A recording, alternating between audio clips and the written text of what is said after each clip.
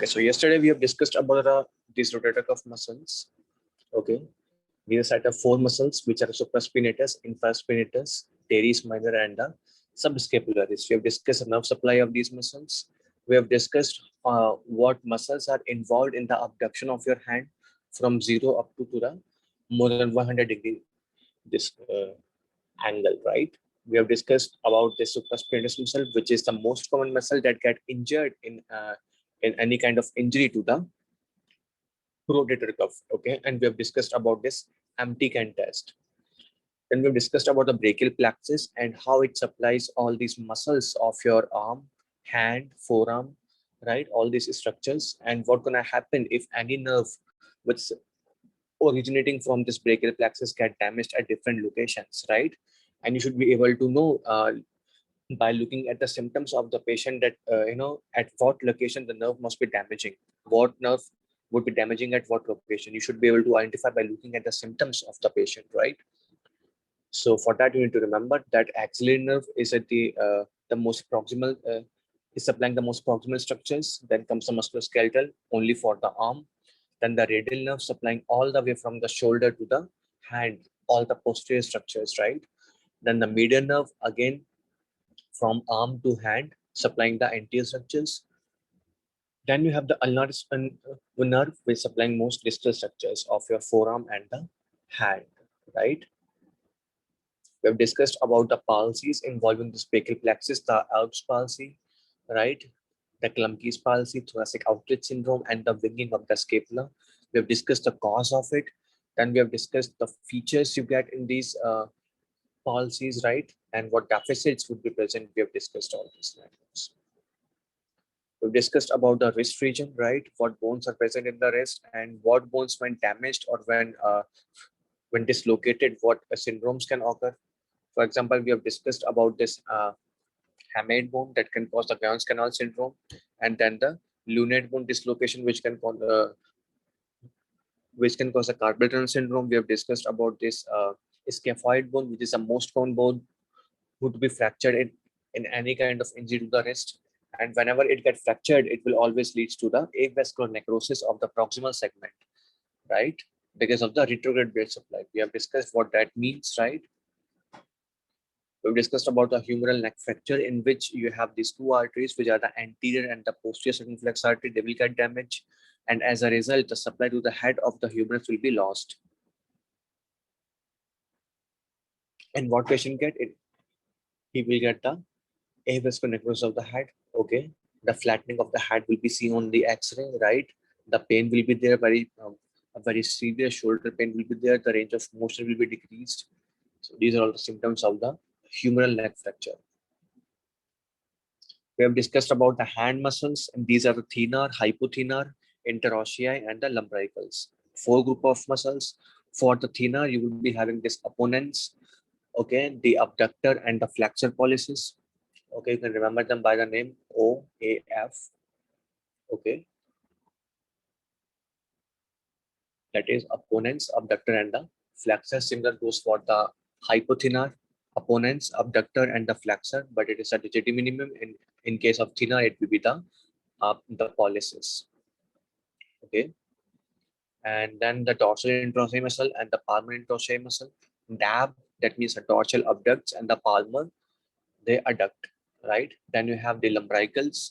Okay, function of lumbricals is to cause the flexion at the metacarpopharyngeal joint and to cause the extension at the PIP and DIP, right? We have discussed about these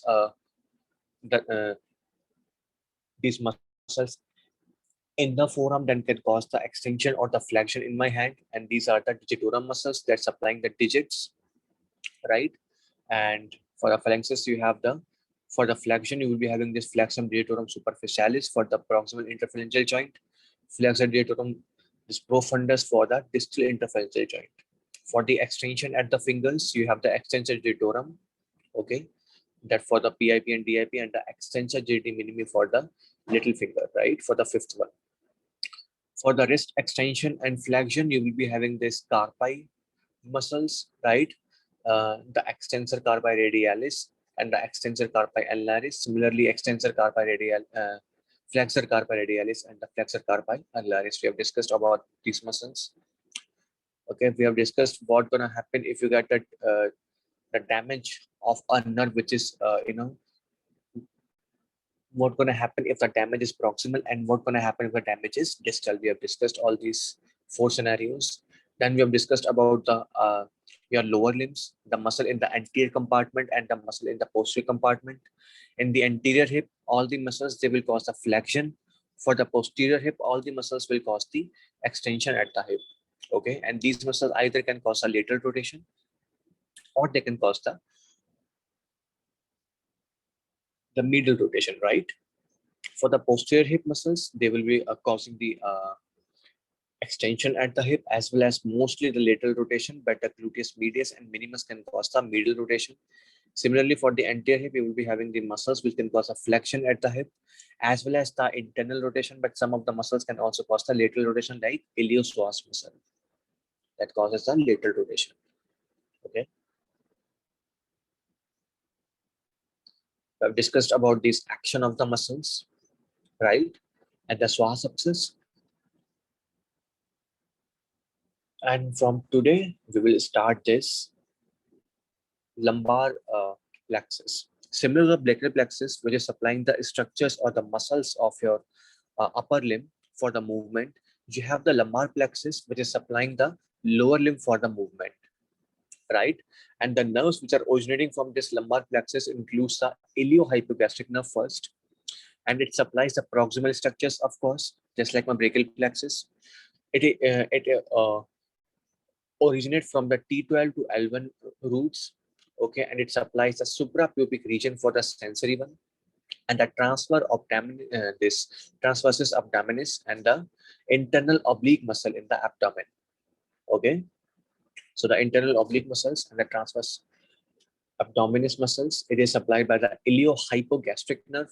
Do remember this name, and the suprapubic region, it is also supplied by the iliohypogastric nerve. So whenever you have a burning sensations in the suprapubic region, in case of UTI or in case of any cesarean section, after cesarean section, you will have this burning sensation sometimes because of damage of this nerve, right? So whenever you have a suprapubic tenderness, whenever you have a suprapubic burning pain, right, in case of UTI, okay, it is all because of this iliohypogastric nerve. Okay, very important.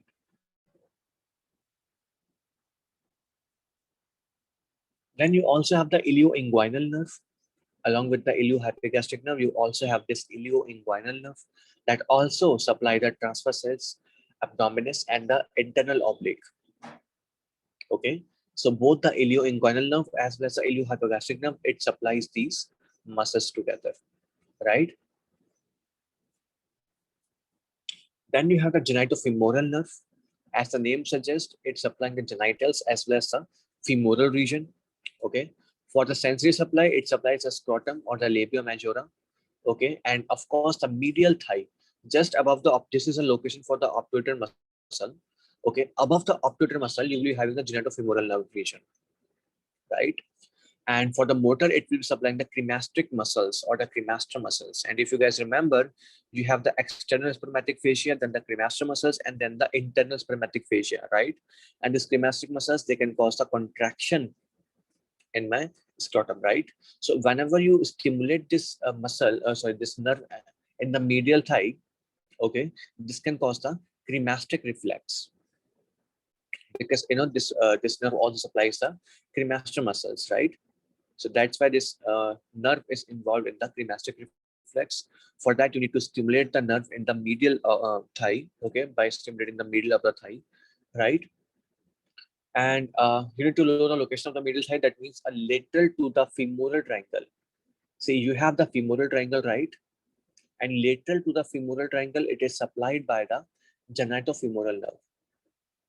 Okay, it's still the medial thigh, but kind of lateral to your this femoral triangle, right? And the ilioinguinal nerve, it supplies in the medial of this uh, the femoral triangle. If I try to annotate it, just give me a second. You have this thigh, okay,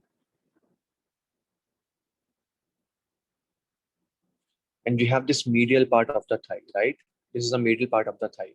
In the middle part, you also have this this canal and that triangle, the femoral triangle. Okay, medial to the femoral triangle, you have this ilio-inguinal nerve supplying this region, and lateral to this part of the triangle, the femoral triangle, you have the genitofemoral supplying this region. Below the genitofemoral nerve and this ilio-inguinal nerve, you have the obturator nerve supplying this region. Okay, so all these nerves, these are supplying the sensory innervations from these are uh, the sensory innervations from the middle of the thigh, right? But this obturator nerve, it supplies below this the femoral triangle, okay, while the genitofemoral nerve and the ilioinguinal nerve, it supplies the uh, lateral and the medial part of this uh, femoral triangle. Is that okay? Yes. So, yeah. So do remember this: the lateral part to the femoral triangle supplies by the genitofemoral nerve, and the medial part of this femoral triangle is supplied by the ilioinguinal nerve. And the ilioinguinal nerve, it also supplies the transversus abdominis and the internal oblique, right?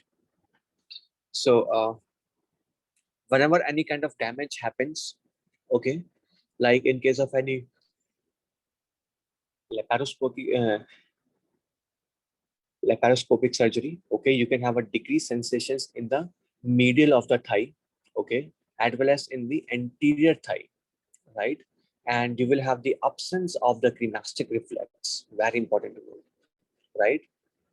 Then you have the lateral femoral cutaneous nerve. As the name suggests, it is just a cutaneous nerve, which means a sensory nerve, no motor function, and it supplies the lateral part of your thigh.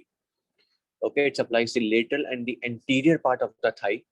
Okay, and it is just a purely sensory nerve. It has no motor function, right? It mostly kind of impinge in the at the this at the inguinal canal. Okay, and the risk factors includes a tight clothing, which means it can be it could be a belt, a very tight belt.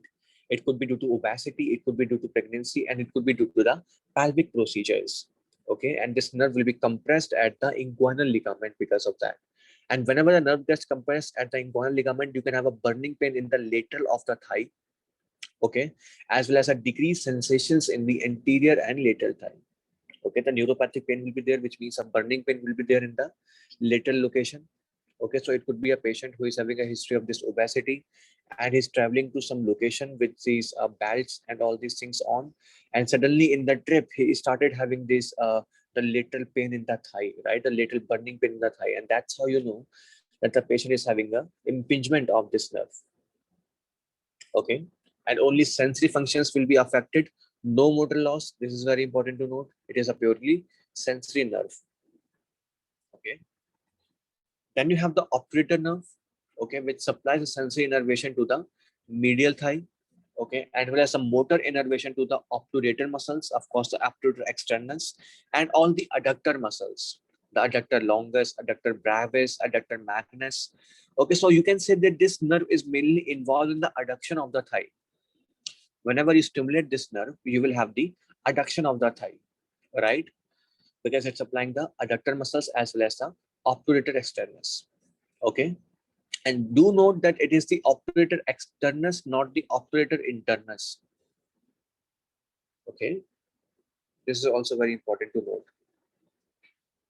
Just give me a second.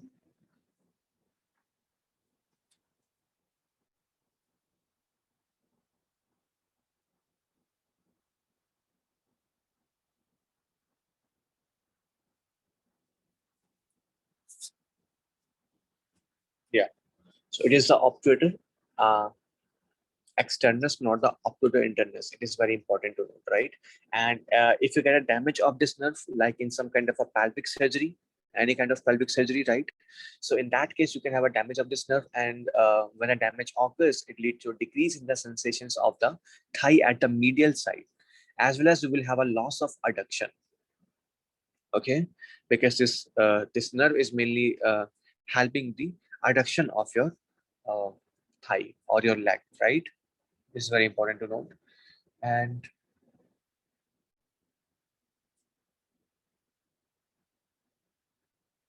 Then you have the femoral nerve, okay, which is originating from the L2 to L4 again, okay. It supplies your anterior thigh, okay, lateral thigh for the lateral femoral cutaneous nerve, anterior thigh for the femoral nerve, right, as well as the medial side of the leg, okay.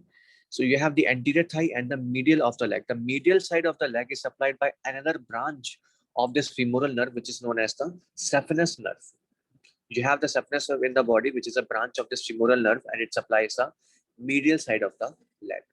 For the motor, for the motor innervations, you have the quadriceps, iliacus, pectineus, and the sartorius. Okay, the quadriceps includes the rectus femoris muscles, as well as the vastus lateralis and the vastus medialis.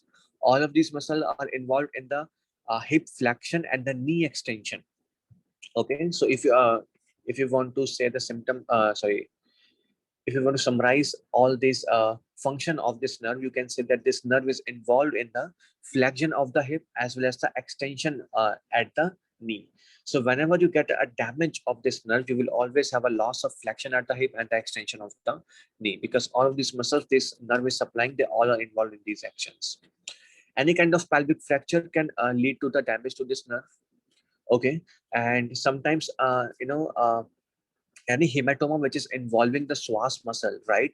Any kind of abscess, like in case of a sob abscess, you can have an irritation of this nerve also, right? In that case, we'll having the decrease decreased sensations in the leg will be there. You will be having a loss of this flexion of the hip, and you will be having a loss of extension of the knee also because of damage of this femoral nerve. So note this, very important.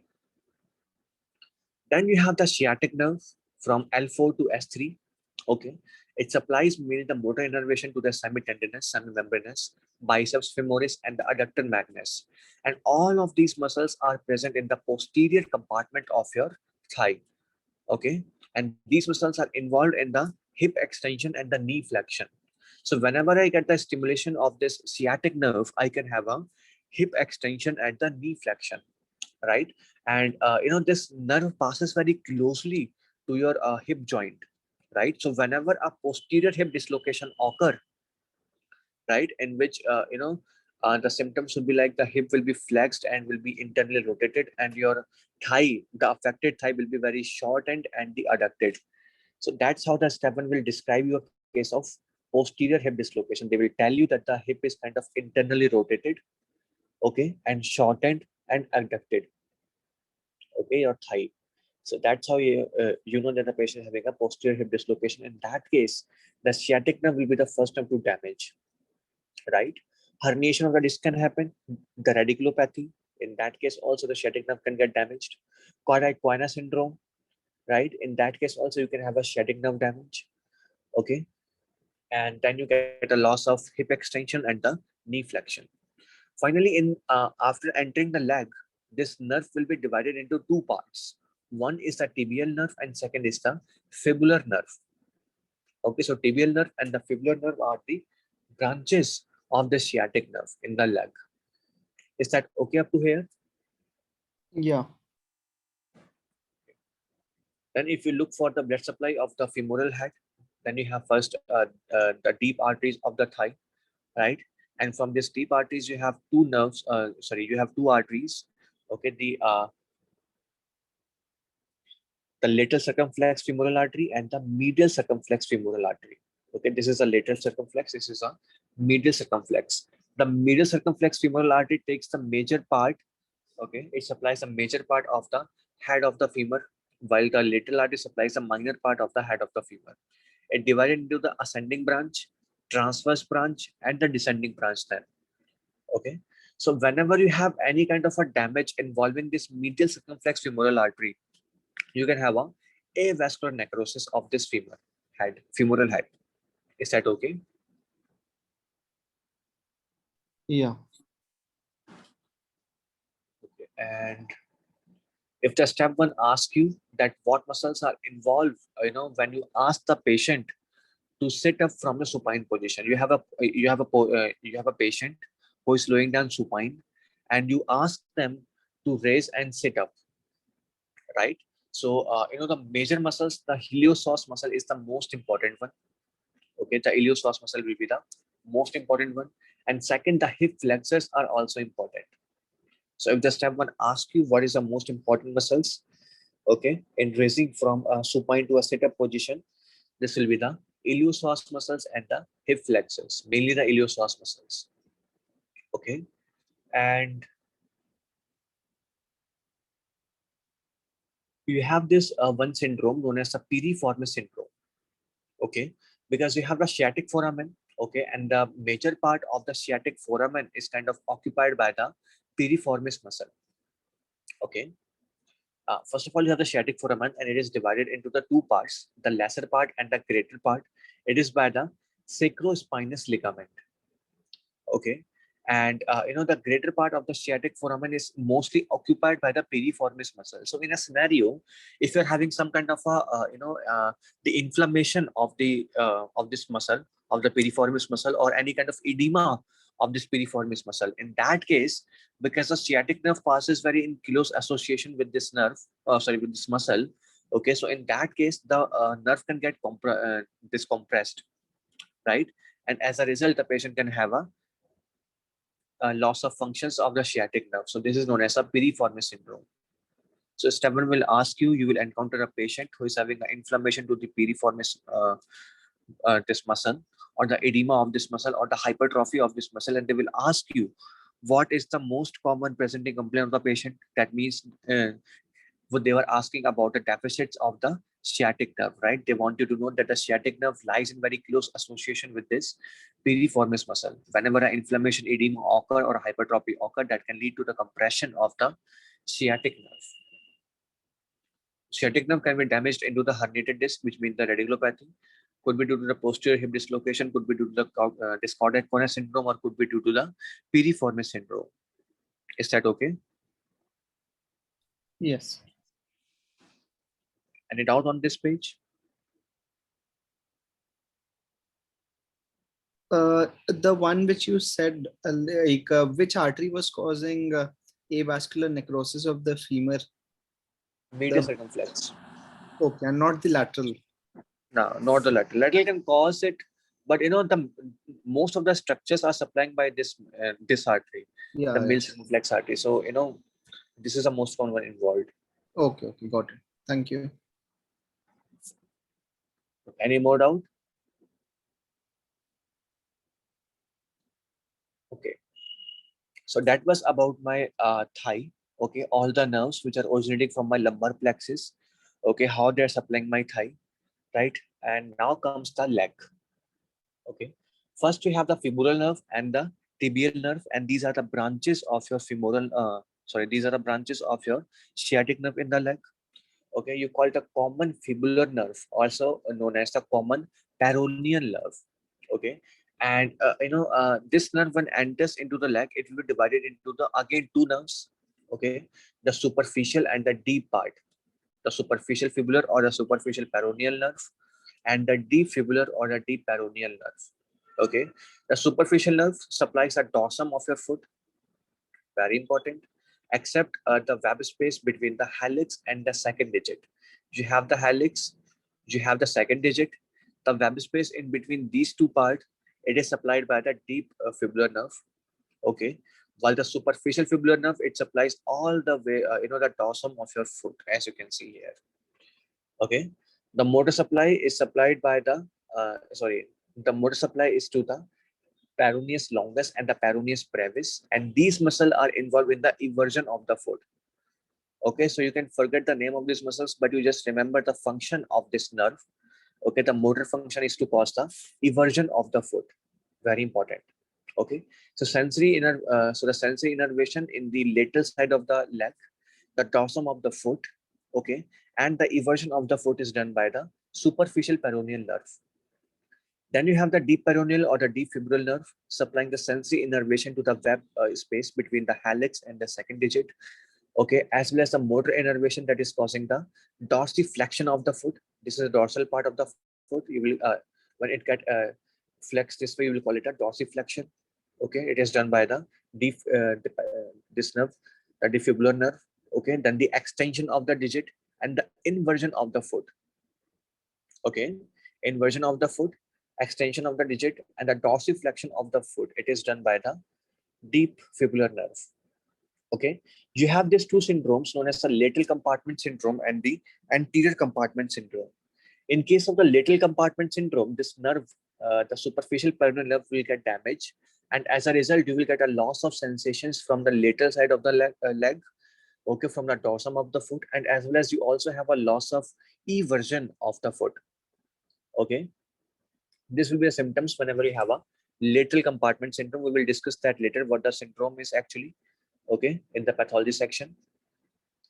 Then you have the anterior compartment syndrome, okay, in which the deep fibular nerve will get damaged, and as a result, the patient will get a loss of dorsiflexion, okay, and this will appear as a dropping of the foot, loss of extension of the digit will be there, right, and as well as a loss of inversion of the foot will be there, okay, but the eversion is normal, and the senses is absolutely normal. Only the sensory loss in the web space of the hallux will be there, right?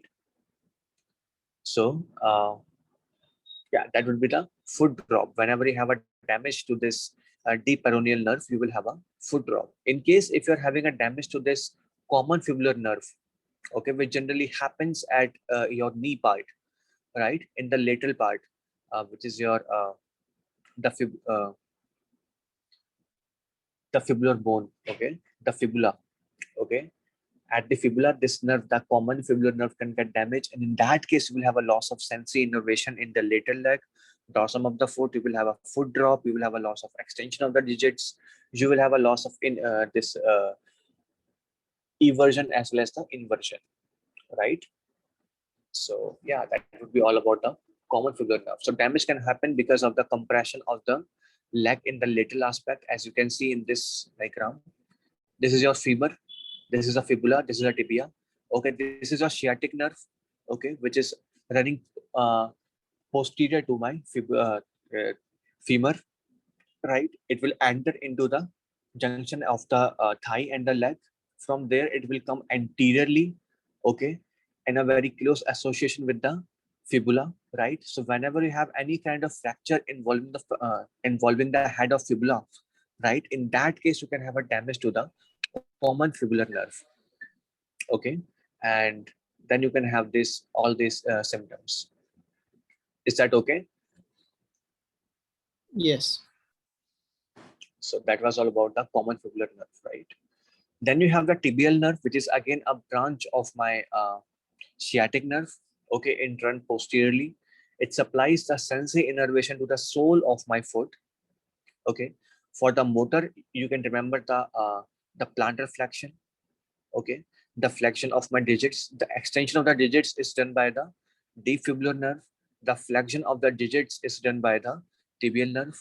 The dorsiflexion is done by the defibular nerve. The plantar flexion is done by the tibial nerve, right? As well as in some way, the most of the time, you can say, the major part of the inner this inversion of the foot is done by the tibial nerve. Although both the deep fibular nerve as well as the tibial nerve, they both are involved in the inversion of the foot, but majorly the tibial nerve is involved in the inversion of the foot.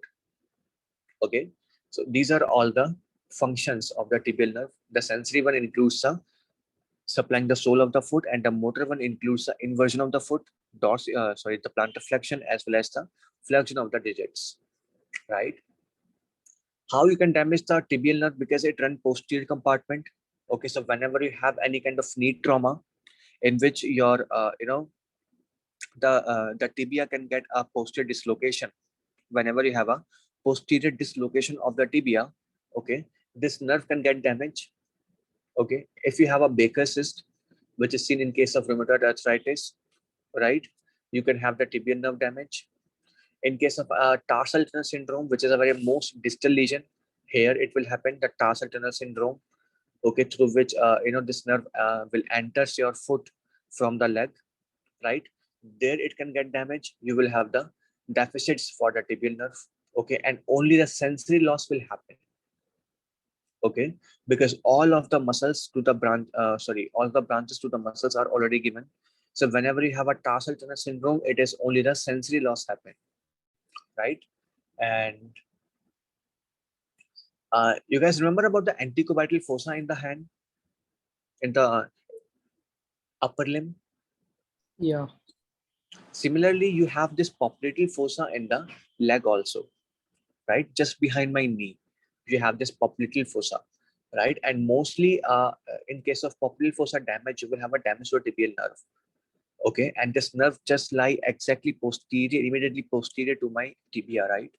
So any kind of damage to the popliteal fossa, any kind of a puncture wound, you can say, any kind of posterior dislocation of the tibia, right?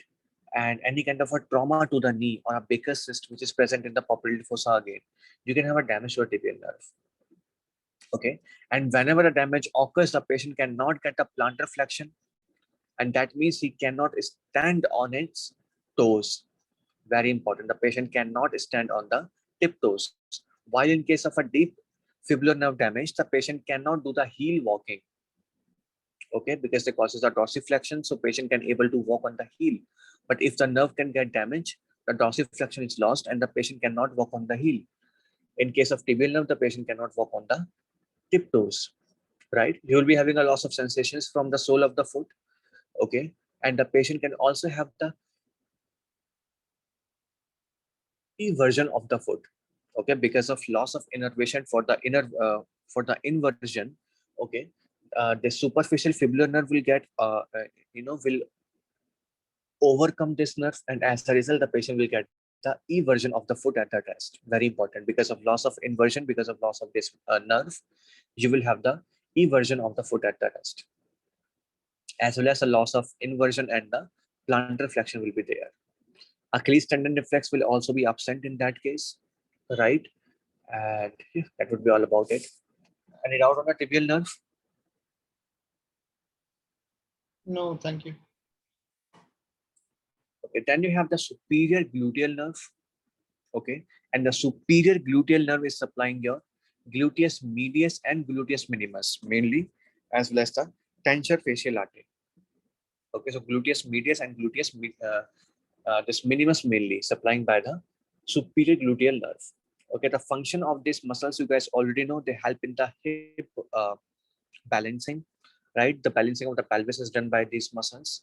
Apart from that, these muscles are also involved in the hip abduction. You guys know that. And the internal rotation mainly. Okay, and internal rotation happens whenever my whenever my hip is flexed, and the external rotation happens whenever my hip is extended. Okay, so in a standing position, I will be having a external rotation because of these muscles, and whenever I'm sitting, I will be having a internal rotation, right? uh, Due to these muscles. Okay, so the damage of this nerve can happen whenever you choose the superior medial quadrant for the injection, for the IM or the IV injection. Okay, will the IM one. Okay, so whenever you give the patient this IM injection or the intramuscular injection in the superior medial region, if you can divide this into 4 parts, you will get a superior medial location, which is a location of this nerve, the superior gluteal nerve. It can get damaged there. Okay, so you need to prevent this condition by choosing the superior lateral quadrant. Okay, very important. So the cause of injury is mostly the iatrogenic only. Okay, during giving the patient intramuscular injection, if you give the injection somehow in the superior middle this quadrant, then you can have a damage of this nerve. And when the nerve can get damaged, you will have a Tendenberg sign. Okay, in which the pelvic tilts because of the weight bearing leg cannot maintain the alignment. So what happens is ultimately the function of these muscles is to cause a downward movement of this pelvis, right? So whenever the lesion of this nerve occur, okay, and the function of these muscles are lost, now the pelvis cannot be tilted downwards at the at a damaged area, right? So what happens? The pelvis will be tilted upwards. This side is normal, which is downward, and the upward part, okay, the side where the pelvis is tilted upwards, okay, you will be having a lesion there. Okay, so so the lesion is always contralateral to the side of the hip that drops.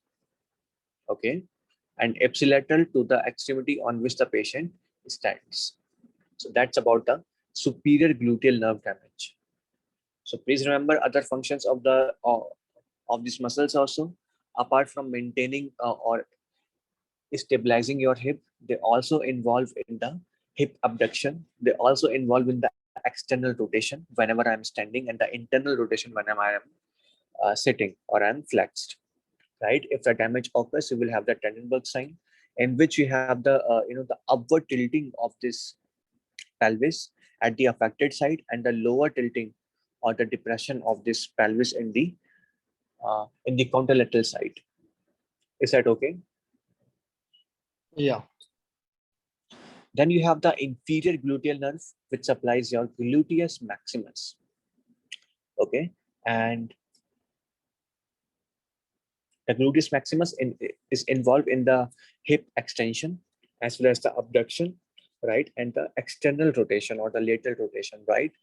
And yeah, this nerve can be get damaged in case of a posterior hip dislocation, right? And whenever the nerve can get damaged, you won't have this extension at the hip. Okay, so the patient will be having a difficulty climbing the stairs. Patient will be having a difficulty raising from the chair. Okay, and yeah, you will also have a loss of hip extension because, right? So any doubt on the inferior nerve? No, thank you. Finally, you have the pudendal nerve supplying by the S2, S3, and the S4 nerve roots. Very important to note the nerve roots, right? For a sensory, it is supplying your perineum. Okay. For the motor, it will supplying the external urethral and the anal sphincters, and these sphincters are in our voluntarily controlled, right? And the nerve damage can occur during a stretch injury during the childbirth. Okay, for the prolonged cycling and the horseback riding, you can have a damage of the pudendal nerve. In that case, the sensory loss over the perineum will be lost. The sensory innervation, sorry, the sensory innervations from the perineum will be lost. Okay, and also in the genital areas. And because the sphincter tone is now lost uh, because of the loss of this nerve, okay, what you can get is the fecal incontinence or the urinary incontinence. Because of loss of the sphincter function, you will be having a fecal incontinence or the urinary incontinence. And sometimes you have to kind of block this nerve by giving the anesthesia, and this is done during the child delivery. Okay, and to avoid the pain, of course, right? So this nerve can be blocked with a local anesthetic during the childbirth. Okay, and you need to identify the landmark, which is the ischial spine, and this procedure is known as the pudendal nerve block. So the pudendal nerve block is basically done at the time of delivery for a childbirth to avoid the pain, right? And for that, you need to identify first the ischial spine tip. Okay, and then the ischial spine, you will block the nerve with the help of the local anesthetic. Okay, very important.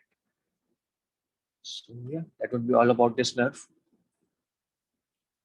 Any damage? Oh, sorry. Any doubt?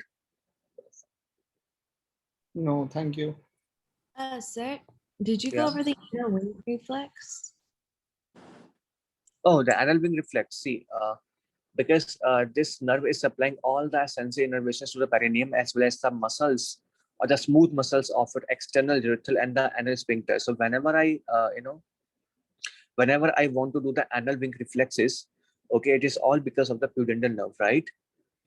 Whenever I uh, uh, whenever I kind of stimulate the skin over the perineum, right? You will get the contraction at the anal region, right? Because of this external anal sphincter, right? Mhm. And this is known as the anal wing reflex. So it will get also damaged. This reflex will be absent whenever I block this nerve or whenever I get the damage of this nerve. Like in case of a saddle anesthesia, right? The Kodak corner syndrome. In that case, I can get the loss of anal wing reflex also because of loss of the pudendal nerve. All right, thank you. And just give me a second. Let me check if I'm not missing anything.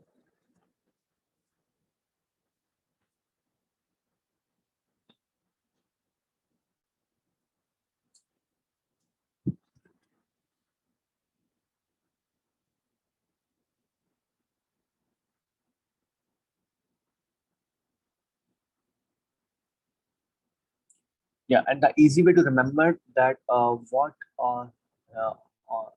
nerves are supplying in what region. Okay, and these L2, L4, these nerve roots, you need to remember this diagram. What to draw?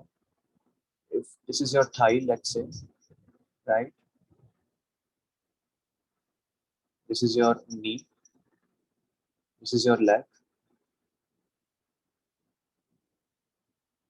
Okay, and this is your foot, right? So, say this point is L4.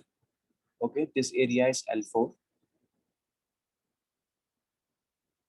Okay, so above L4, okay, every nerve who is having the L2, L3, L1, they will all supplies only the thigh structures, and only the nerves which are having these nerve roots after the L4, like the L5, okay, and and the S1, S2, and S3, they will be supplying the structures of the leg.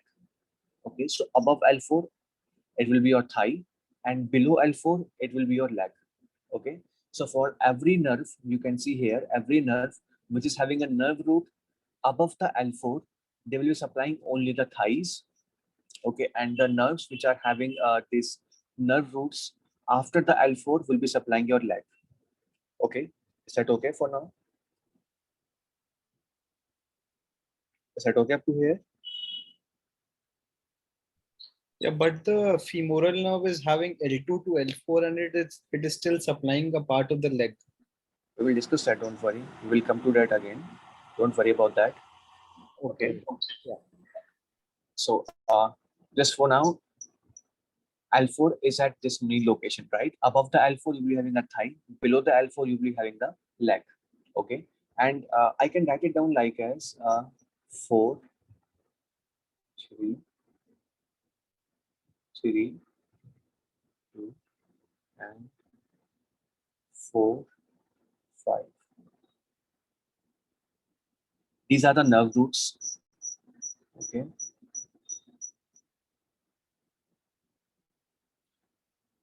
And this is where your actual thigh started. Okay. This is the inguinal ligament. Okay.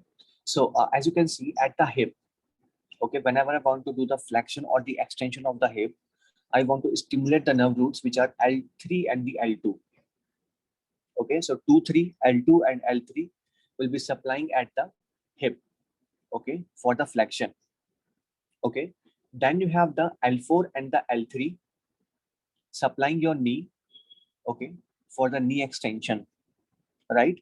And then you have the L4 and the L5 supplying your foot, okay, for the dorsiflexion. Is that okay? Yeah. So whenever I stimulate the nerve roots L4 and L5, the step one asks you what nerve roots are involved in the dorsiflexion of the foot. You can easily say that it is the L4 and the L5. You just need to remember this sequence 2, 3, 3, 4, and 4, 5. Right? Whenever the step one asks you what nerve roots are involved in case of the knee extension, these are the L3 and L4. And what nerve roots are involved in the hip flexion, these are the L2 and L3. So in case of radiculopathy, because in case of radiculopathy, I will be compressing the nerve roots, right?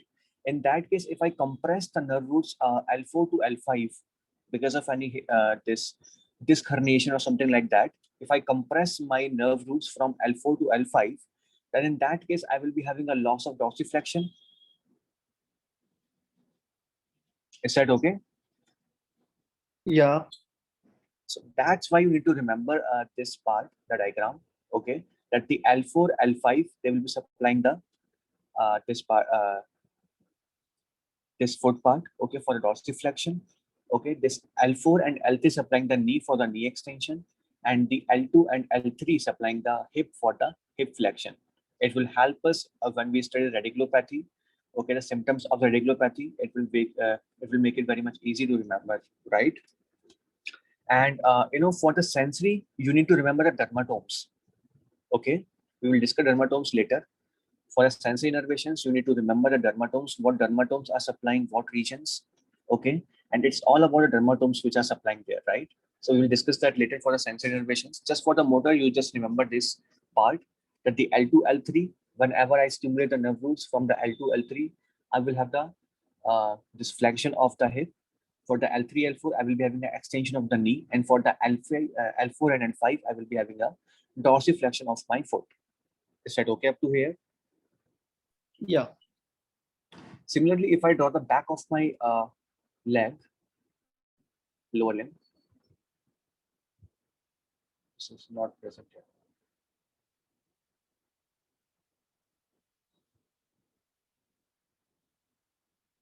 This is a posterior part, okay? And the posterior part is kind of one step ahead, okay? And you have the L5, L4, L4, L5 here, right? Then you have the L5, S1 here, okay?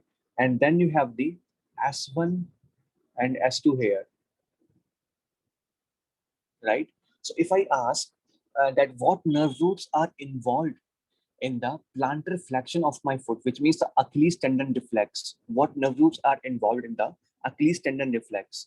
You can easily say these are the S1 and S2, right? Yes. If I ask you what nerve roots are involved in the knee flexion, these are the L5 and S1, right? And what nerve roots are involved in the extension of my hip? These are the L4 and L5. So remember, from L2 you have this you have the anterior part, and from L4 you have the posterior part. Okay, and then you just need to add one numbers ahead, 4 5 5 1 and 1 2.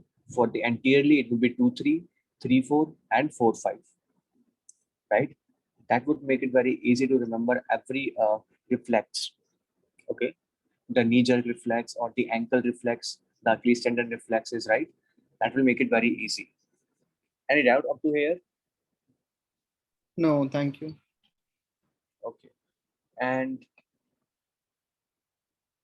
one more thing. After this S1 and S2, the S3 and S4 lies in this region, right? Which causes the anal wing reflexes. If you guys remember the pudendal nerve, okay, this will be supplied by the S2 to S4. This is supplied by the S2 to S4. And that's why whenever you stimulate the S2 to S4, you can have an anal wing reflex, and that is by the pudendal nerve, if you guys remember. S2, S3, and S4, right? Yeah. So just choose a location which is L4. Okay. Above L4, it will be the thigh. Below L4, it will be the leg. L3, L4 to be more to be exact.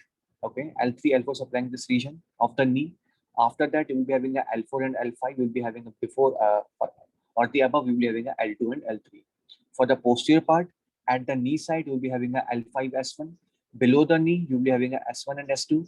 Above the knee, you will be having a L4 and L5. And above that, you'll be having a S2, S3, and S4 for the anal region, right? Yeah. So when we study the radiculopathies, we will discuss that again, right? And it will make it very easy to remember what these radiculopathies can cause what symptoms, right? If you remember this part only. If anyone has doubts up to this point, can ask.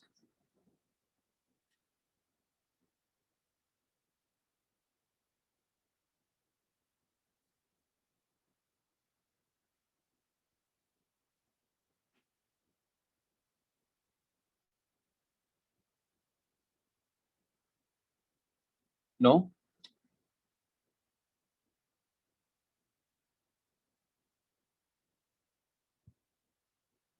Anyone? No, thank you. So let's move forward.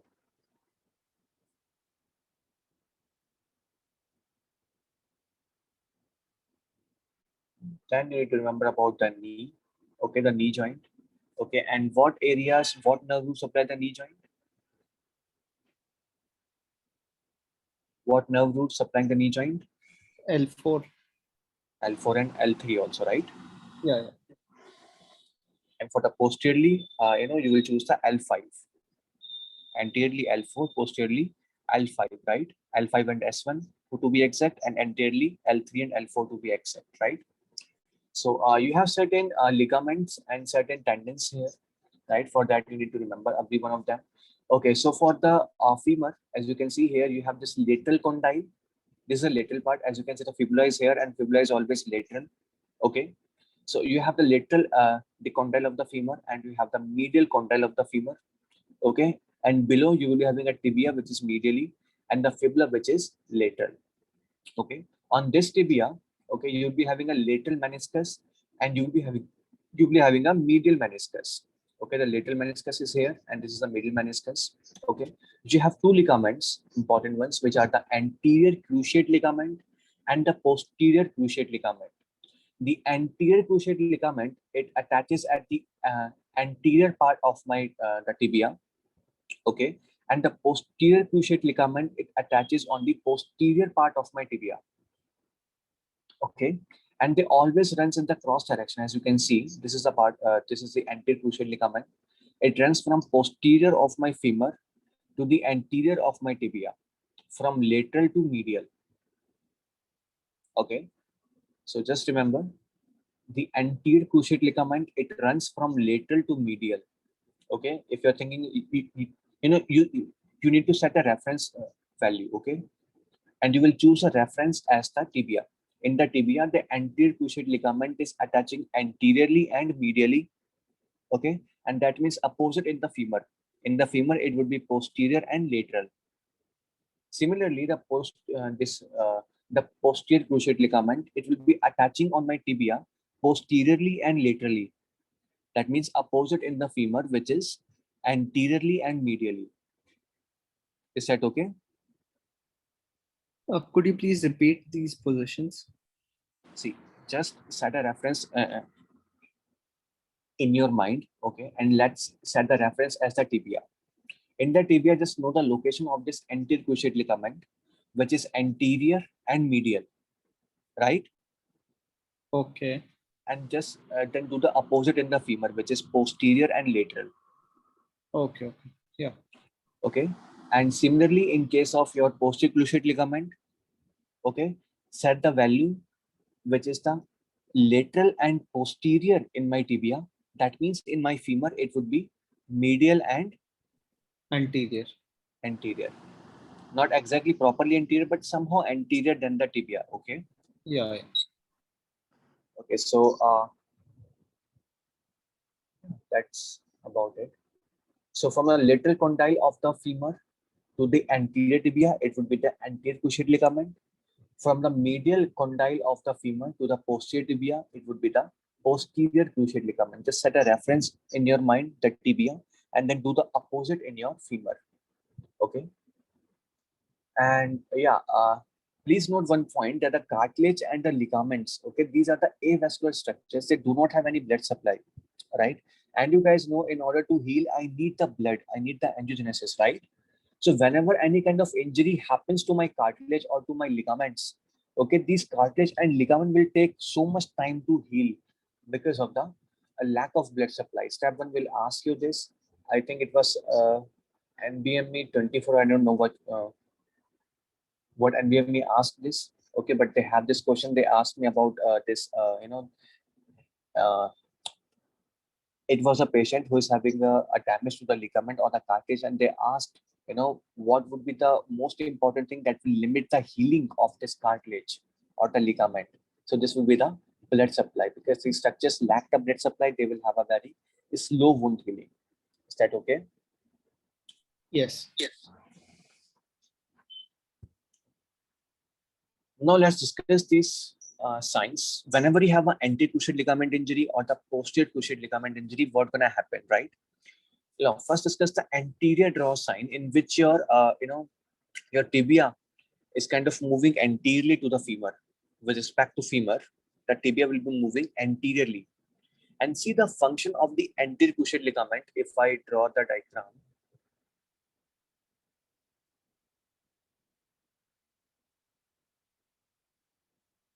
this is my femur, okay, and this is my tibia, okay. The anterior cruciate ligament, it is attaching at the anterior side of my this tibia, right? and it is going from posterior to anterior. Is that okay? Yes. So you can see that this ligament, this anterior cruciate ligament, is actually preventing the forward dislocation of my tibia. Yeah. So whenever I get a damage of this ligament, I can have a more forward movement of the tibia, right? Right. And this is the anterior draw sign. Whenever I have a damage to the anterior cruciate ligament, okay, my tibia will be anteriorly gliding, okay, with respect to the femur. And it is because of the anterior cruciate ligament injury. This is the anterior draw sign. Is that okay? Yes. Similarly,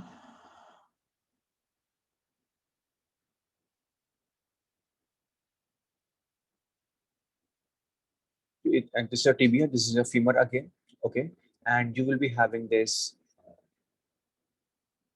posterior cruciate ligament, okay. As you can see, this ligament actually preventing the backward dislocation of my tibia, right? Yeah. So whenever I get a damage of this ligament, okay, now my tibia can easily dislocate backward too much because the anterior cruciate ligament is here, okay. This is my anterior cruciate ligament. If my posterior one can get damaged, what will happen with the posterior dislocation of my femur? Sorry, with my tibia.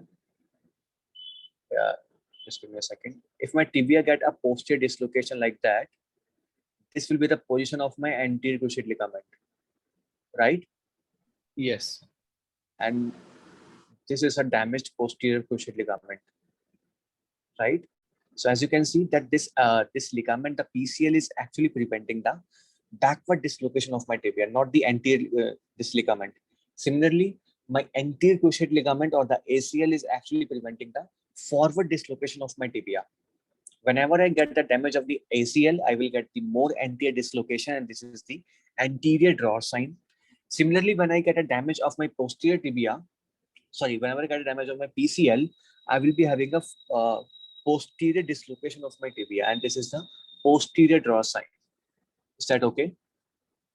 Yes. So please remember these draw signs. And if I'm having a posterior dislocation of my tibia, then what nerve I can get damage? Tibial nerve. Tibial nerve. So in the scenarios where you have this posterior, the PCL damage, in that case, you can also have impingement or a compression of this tibial nerve also, right? And whenever a tibial nerve can get damaged, what will happen? The patient will lose the tiptoe walking. Okay, they will lose the plantar, they will lose the sensations over the sole of the foot and the plantar flexion. Is that okay? Yeah. So remember this point. Similarly, you also have the Leishman test, in which instead of the 90-degree, you will bend the knee at the 30-degree only, not the 90-degree, okay? Then we talk about the two stresses, which is the valgus stress and the varus stress, okay? The valgus force or the varus force. In case of valgus force, it is will be the, this force will be from lateral to the medial direction, okay? The force from lateral to the medial direction is known as the valgus force, and the force from medial to lateral direction is known as the varus force. Okay, so if I if I force my knee from the lateral side, okay, like in this direction,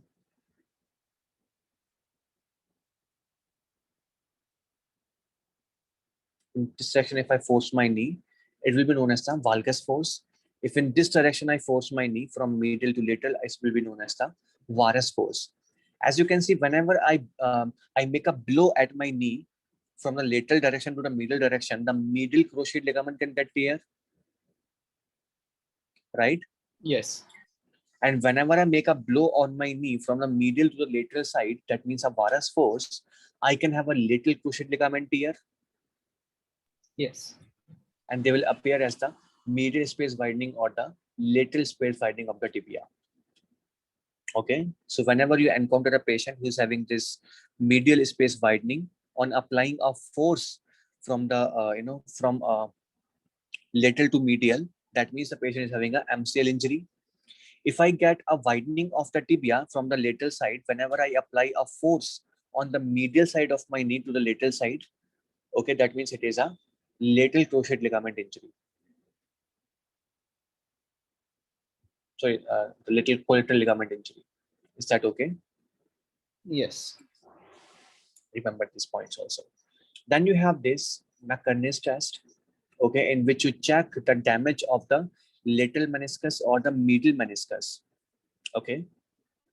Okay. So first I will ask the patient to make a flexion of the knee, a slight flexion.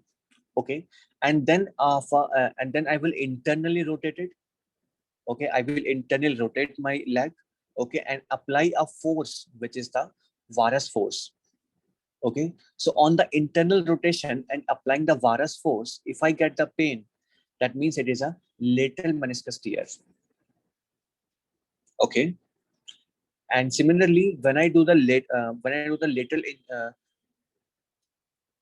rotation, whenever I do the lateral rotation, okay, while applying the valgus force, which means a force from lateral to medial, okay, and I get a pain, that means it is a medial meniscus injury. Okay. So the very easy way to remember is just think about the varus force or the valgus force. Varus force is always from medial to lateral, right? So if I make a blow on my knee from medial to lateral, then the lateral meniscus will tear first.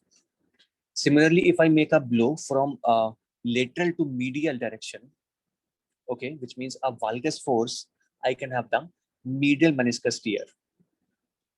Is that okay? Yes. Same thing goes for the these injuries, the MCL and the LCL injury also. For the valgus force, the MCL injury. For the varus force, LCL injury. Right? Yeah. Okay. Now, any doubt on this page? No, thank you. So the step one will mainly just ask you about these tests. They will give you a patient who is having an anti-gliding of the tumor of the of this tibia, or having a posterior gliding of this tibia. They will ask you, and sometimes instead of giving the tibia, they can also talk to you about the femur. That the femur is more anterior as compared to the tibia, or the femur is more posterior as compared to the tibia, right? So just remember about these signs, right? They will also ask you about this widening of the space. If you're having a space widening on the medial side, that means it will be a blow from the lateral side. If I'm having a increase in the space on the lateral side, that means I took a blow from the medial side. That's all they will ask you about in this page.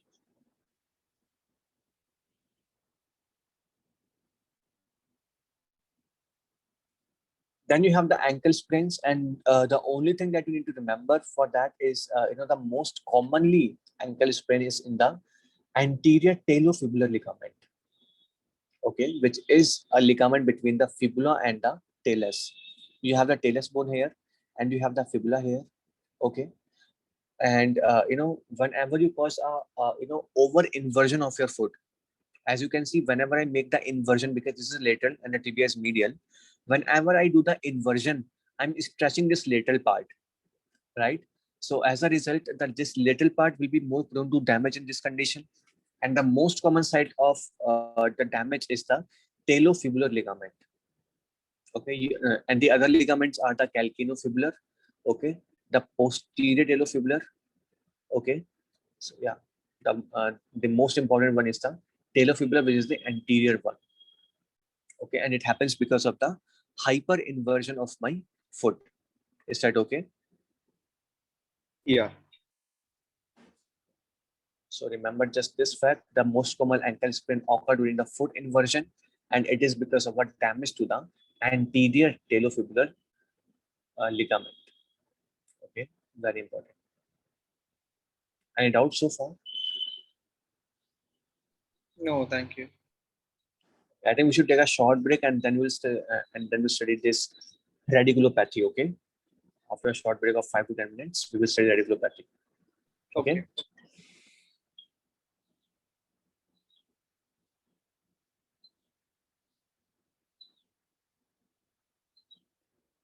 Recording.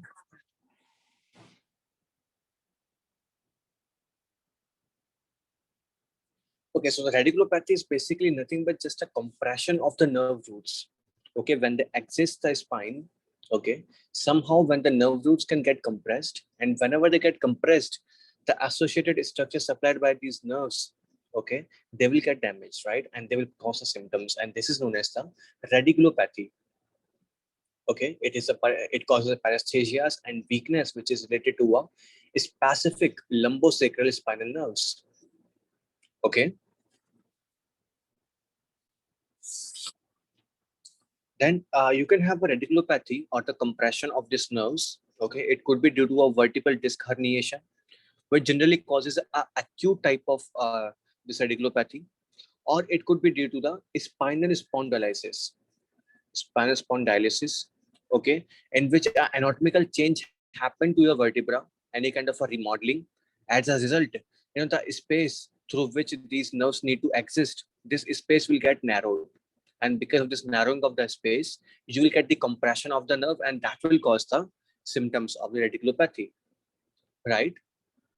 So the intervertebral disc herniation, okay, it generally happens the posterior laterally throughout the through the annulus fibrosis, which is the outer ring of the central canal.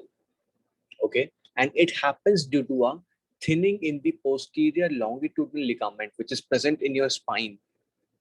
Okay, and the thick anterior longitudinal ligament. Okay, in the anterior side of your vertebra, you're having this thick, you're having the anterior longitudinal ligament. On the posterior side of your vertebra, you're having the posterior longitudinal ligament. Because of a thick anterior longitudinal ligament and a thinner posterior longitudinal ligament, you can have the herniation of the disc posteriorly, right? And that can compress the nerves, that can cause the damage. Okay, and yeah, as you can see, in case of the lumbar vertebrae, okay, let's suppose this is a L5. Okay, just above the L5, you have the L4 nerve exist, and below the this L5, you're having a L5 exist. Okay, so every corresponding this nerve root, they will exit, okay, after the corresponding disc. Like for the L4 nerve will be exit after the L4. Similarly for the L5 nerve will exit after the L5 spine, right? Now, whenever a disc is herniated, okay, it will compress or it will damage the nerve after the disc herniation, which means if if the L4 or L5 nerve get if the disc between the L4 or L5 can get herniated, in that case the L5 nerve will be affected. Okay, similarly, if the disc between the L5 and the S1 is herniated, okay, then the S1 nerve is affected first.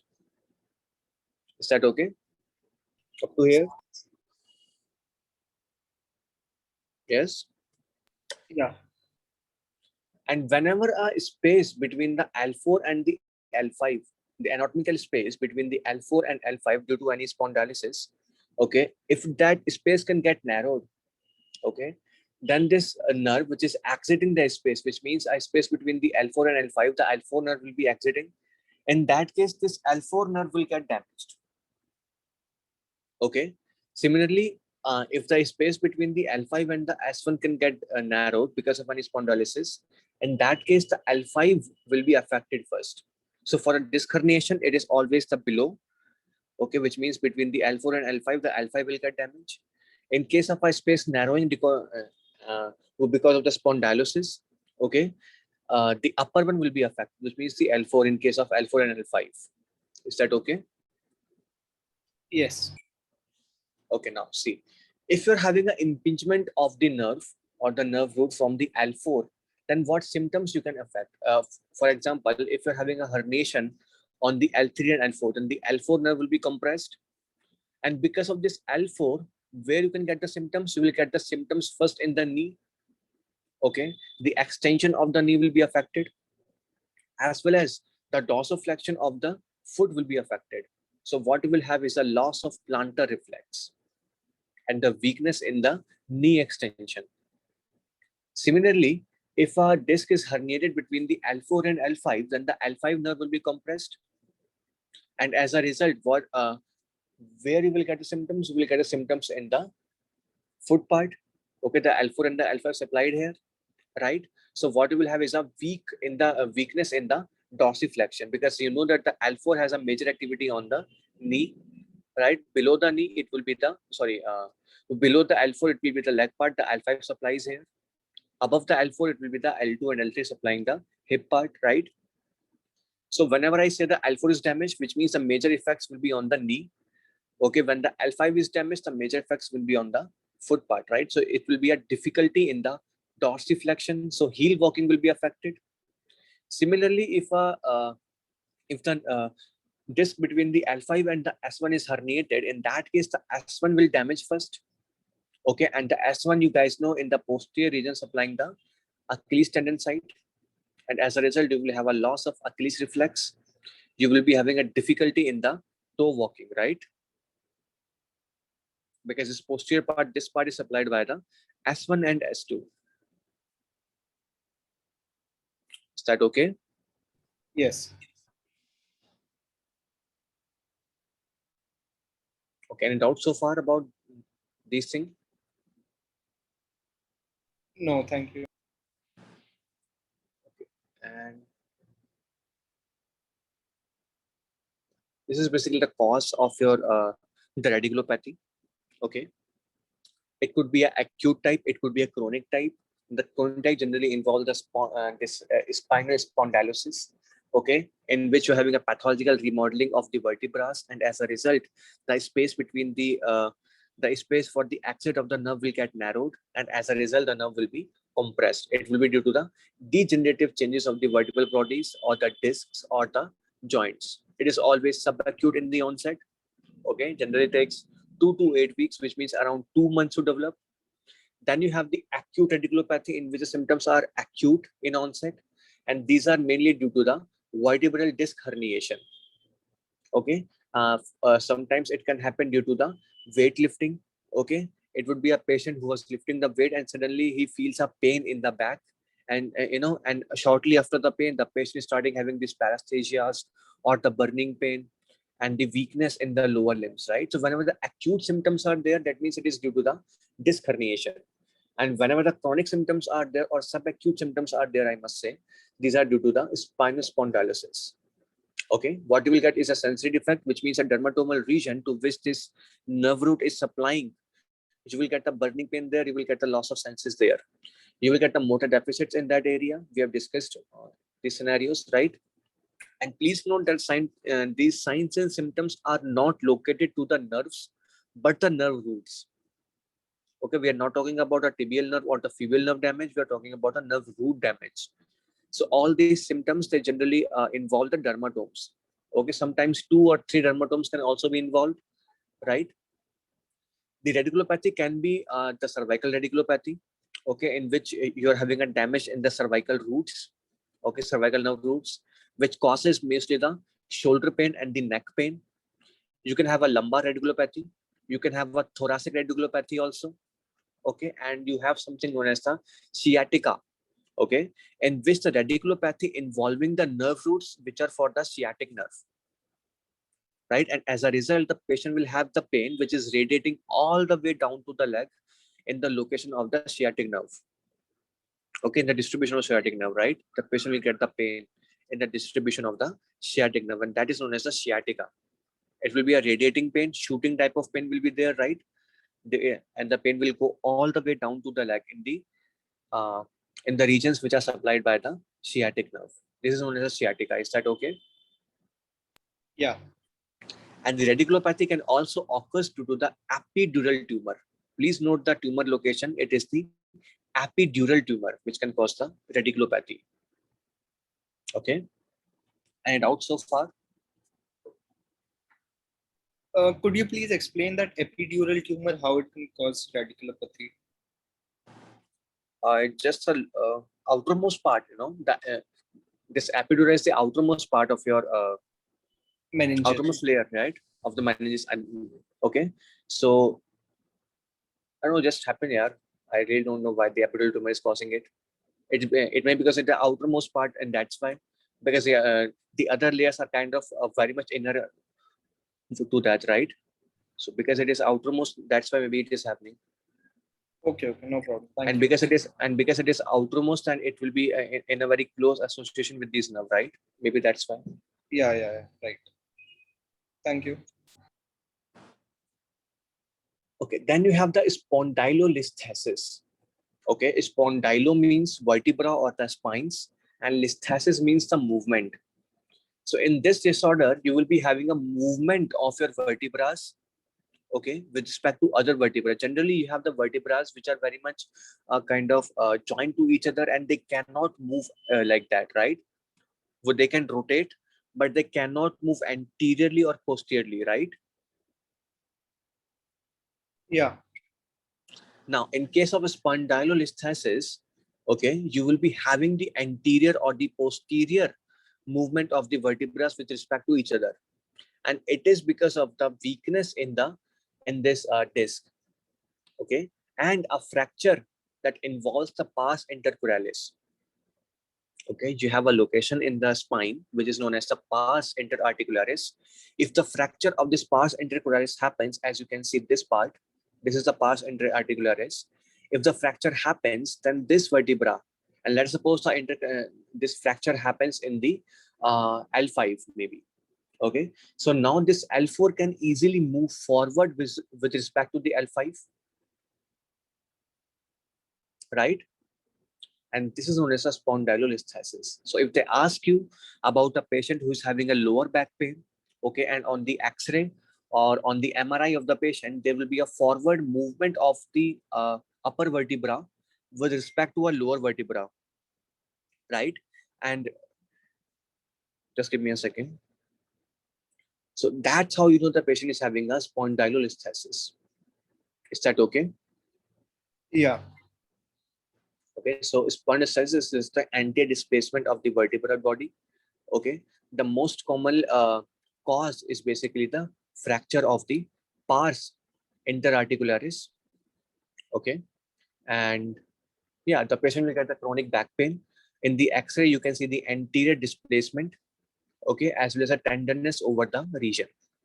So these things, whenever you get, you will always think about the spondylolisthesis.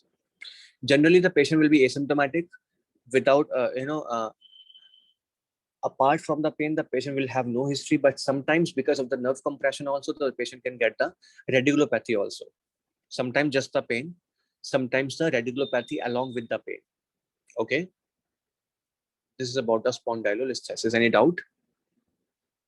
No, thank you.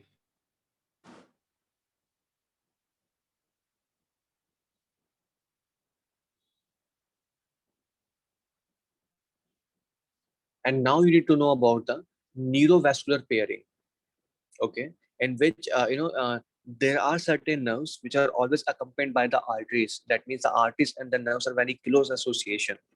In that case, whenever a nerve damage happens, okay, the artery will also damage along with them, right? And you need to know that in the axillary lesion, you have the long thoracic artery. Sorry, you have the long thoracic nerve of Bell, right? And it is always associated with the lateral thoracic artery. So whenever I have a damage of the long thoracic nerve, I will also have a damage of the lateral thoracic artery. For a surgical neck of humerus, we have discussed that about the axillary artery and the posterior circumflex arteries, right? The Yeah. anterior and the posterior circumflex artery. Whenever you get a damage of the axillary nerve, you will also get a damage of posterior circumflex artery. And that's how you can get a avascular necrosis of the humerus also, of the head of the humerus. Then for the mid shaft of the humerus, along with the radial nerve, you have the deep brachial nerve. Okay. For the distal humerus or the cubital fossa, you have the median nerve accompanied by the brachial nerve. So brachial nerve for the medial nerve and the deep brachial nerve for the radial nerve. Then you have the popliteal fossa. Okay. And for the popliteal fossa, we have discussed the tibial nerve and the popliteal nerve. You have the tibial nerve there, just posterior to the tibial bone. Okay. And then it is always accompanied by the popliteal nerve. Okay. Then posterior to the medial malleolus, you have the tibial again, the tibial nerve, and it is accompanied by the posterior tibial artery. So step one will give you a patient, and they will describe you some symptoms which are corresponding to any of the nerve damage, and they will ask you that what artery can get damaged because of this symptoms or because of this presentation, right? Because of this cause, what arteries can damage bigger along with these nerves. So you need to remember the neurovascular pairing for that. What arteries are paired with what nerves, right? Very important. Any note on this page?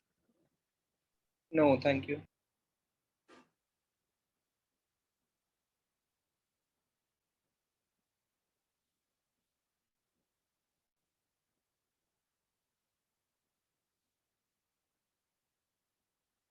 Okay, now let's discuss how the muscle contraction happens whenever my motor nerves supplies, whenever my motor nerves is stimulated, okay, and they release the acetylcholine. How the how the muscle contraction actually happens.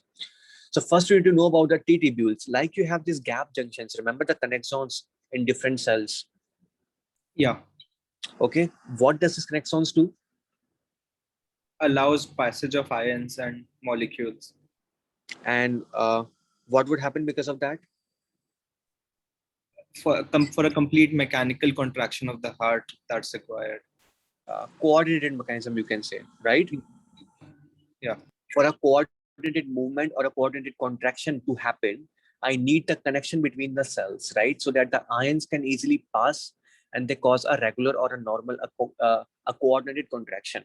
So I have the connexons for that. But the connexons are absent in the skeletal muscles, and in the skeletal muscles, I have T-tubules instead. And these are the extensions of the plasma membrane, which are connected with the sarcoplasmic reticulum.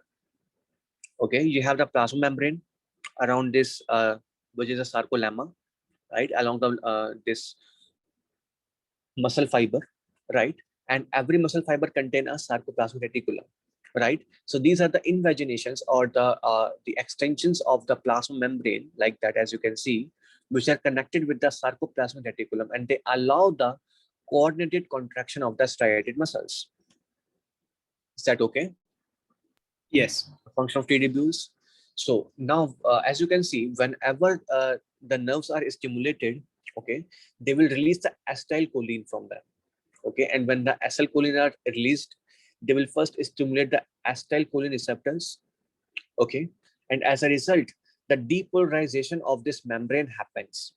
When the depolarization happens, okay, this action potential will travel along the membrane. It will go to the T tubule, okay, and from the T tubule, it will stimulate the receptors known as the DHPR receptors, which are the dihydropyridine receptors. Okay, dihydropyridine receptors, and these are the calcium channel receptors. Remember two type of receptors for the calcium channels, L type and T type. and two more for the same category, the dihydropyridines and the non-dihydropyridines, right? Yeah. Remember the calcium channel blockers, two types. Yeah. Okay, so these are the, yeah, so these are dihydropyridine calcium channels will be stimulated. Okay, and when they're stimulated, they will stimulate the ryanodine receptors. Okay, so after the DSPRs are stimulated, they will be coupled to the ryanodine receptors, and when the ryanodine receptors are activated, they will cause the release of this of the calcium in the cytoplasm of the muscle fiber. So the DHPR receptors, they are found in the cell membrane, okay, and the ryanodine receptors are found in the sarcoplasm. Found in the sarcoplasmic reticulum. Okay, when the plasma membrane is stimulated, the DHPRs are stimulated.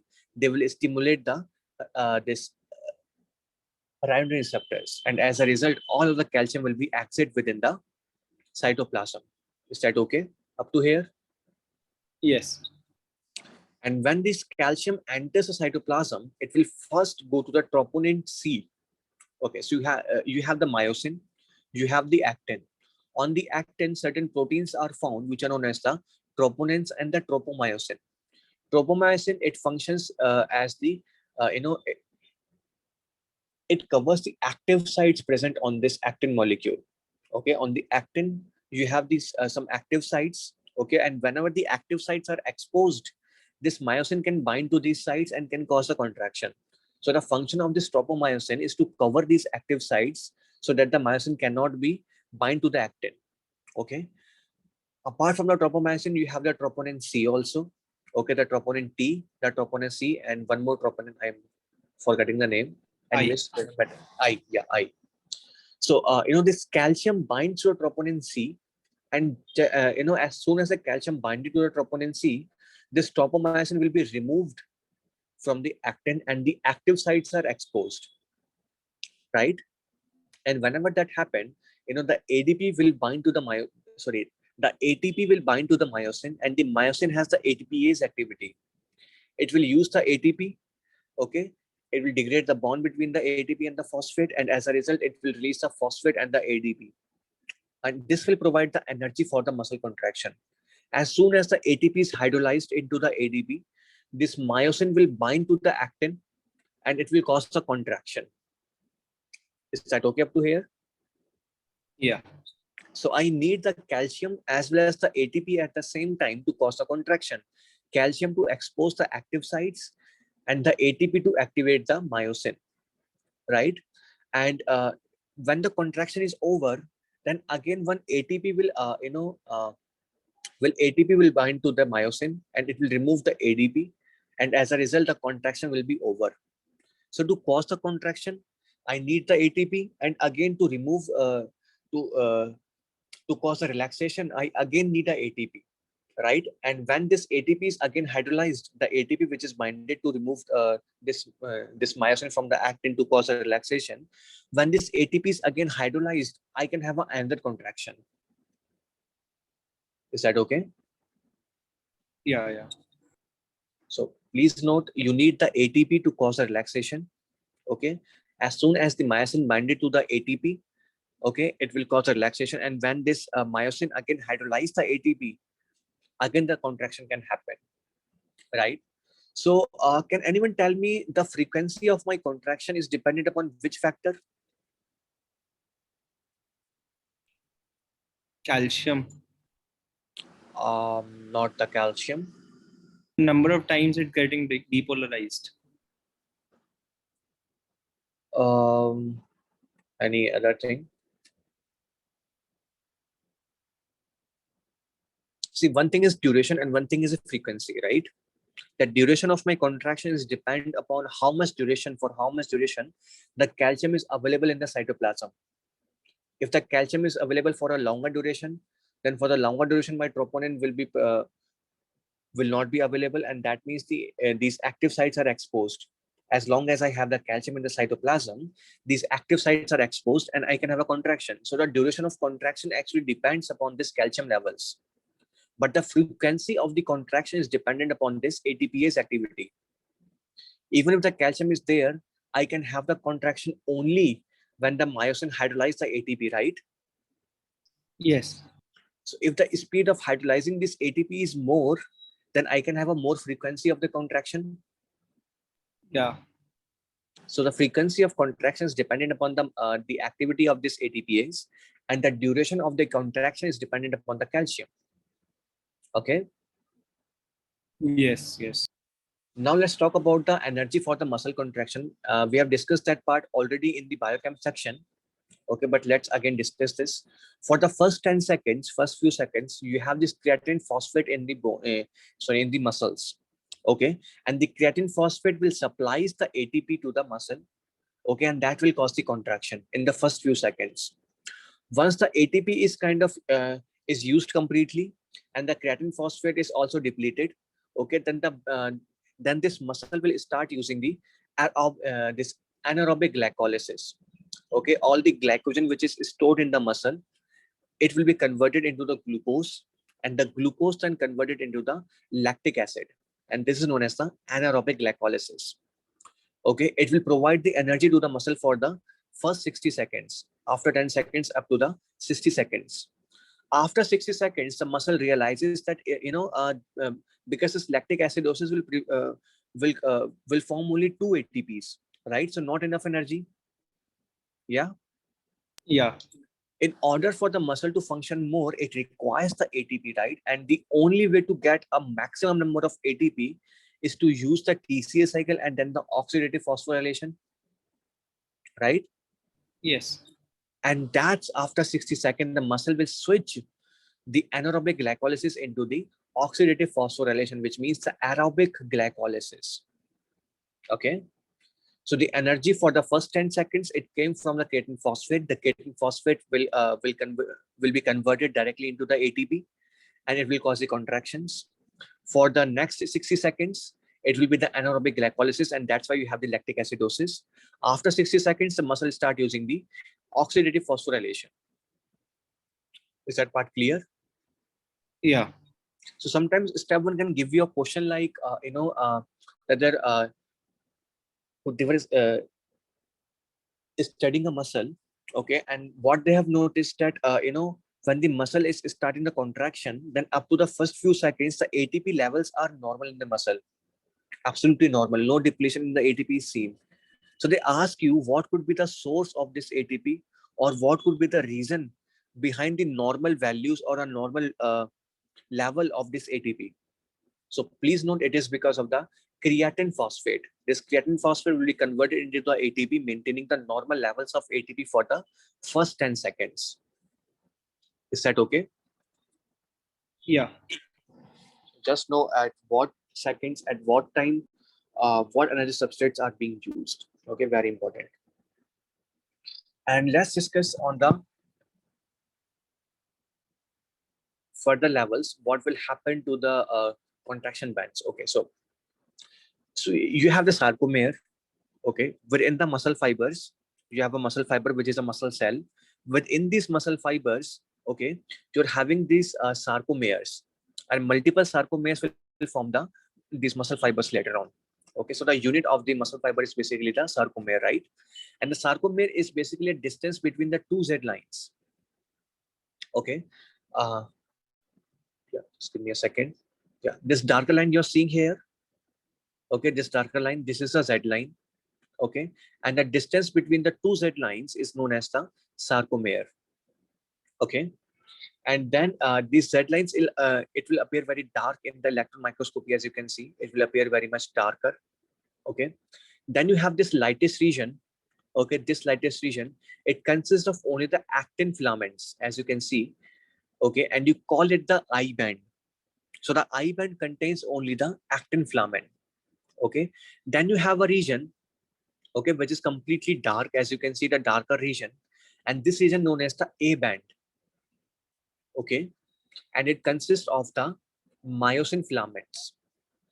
As you can see, it consists of the myosin filaments, right? And then in the center, you're having again this lightest region.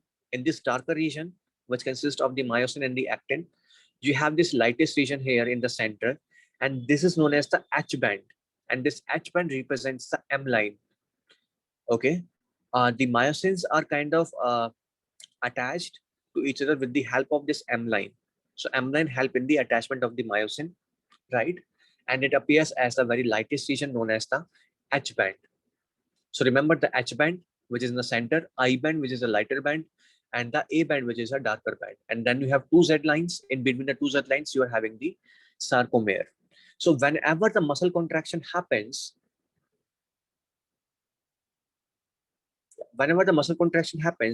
these two Z lines will getting close to each other, right? And as a result, this lightest region, because the whenever the contraction happens, more of the actin will be overlapping the myosin for the contraction, and as a result, that the size of this I band will be decreased. Is that okay? Yes. And after when the contraction happens, okay, because the size of the myosin will always remains the same. Doesn't matter when you're having a contraction or a relaxation, right? Yes. Every myosin is of a fixed size. So even after a contraction, the size of this band, the A band will remain same. Okay, because the size of the myosin will remain same, right? But the distance, the sarcomere, the Z to Z line distance, it will decrease, right? Yes. So during a power stroke, what gonna happen? Uh, yeah, yeah. Just give me a second again. And this H band, look at the H band. If more of the actins overlap this area during the contraction, can I say the size of this H band is also decreased? When more of the when more of the actins overlap this area, then this lightish band you are seeing here, it will disappear, right? Yeah. So you can say that during the contraction, the H band, I band, and the distance between the two Z lines, it will decrease. Yes. And during the contraction, again, during the power stroke, you will have a normal A band. Yes. Yeah. And this ADP is released after the end of power stroke, and a new ATP is bounded, which we have discussed. And when the new ATP is bounded, okay, the myosin is released from the actin, right? And the relaxation can happen. And when the myosin again hydrolyze the ATP, then again a power stroke can happen. Similarly, you will have a shortening of this H band, I band, and the Z to Z line, normal length of the A band. Is that okay? Yes. So remember these facts, very important.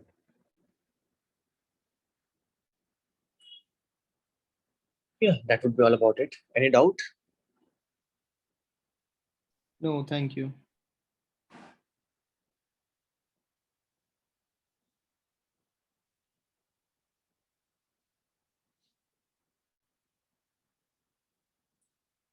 Then you need to know about the muscle fiber. Can anyone tell me what the muscle fiber is?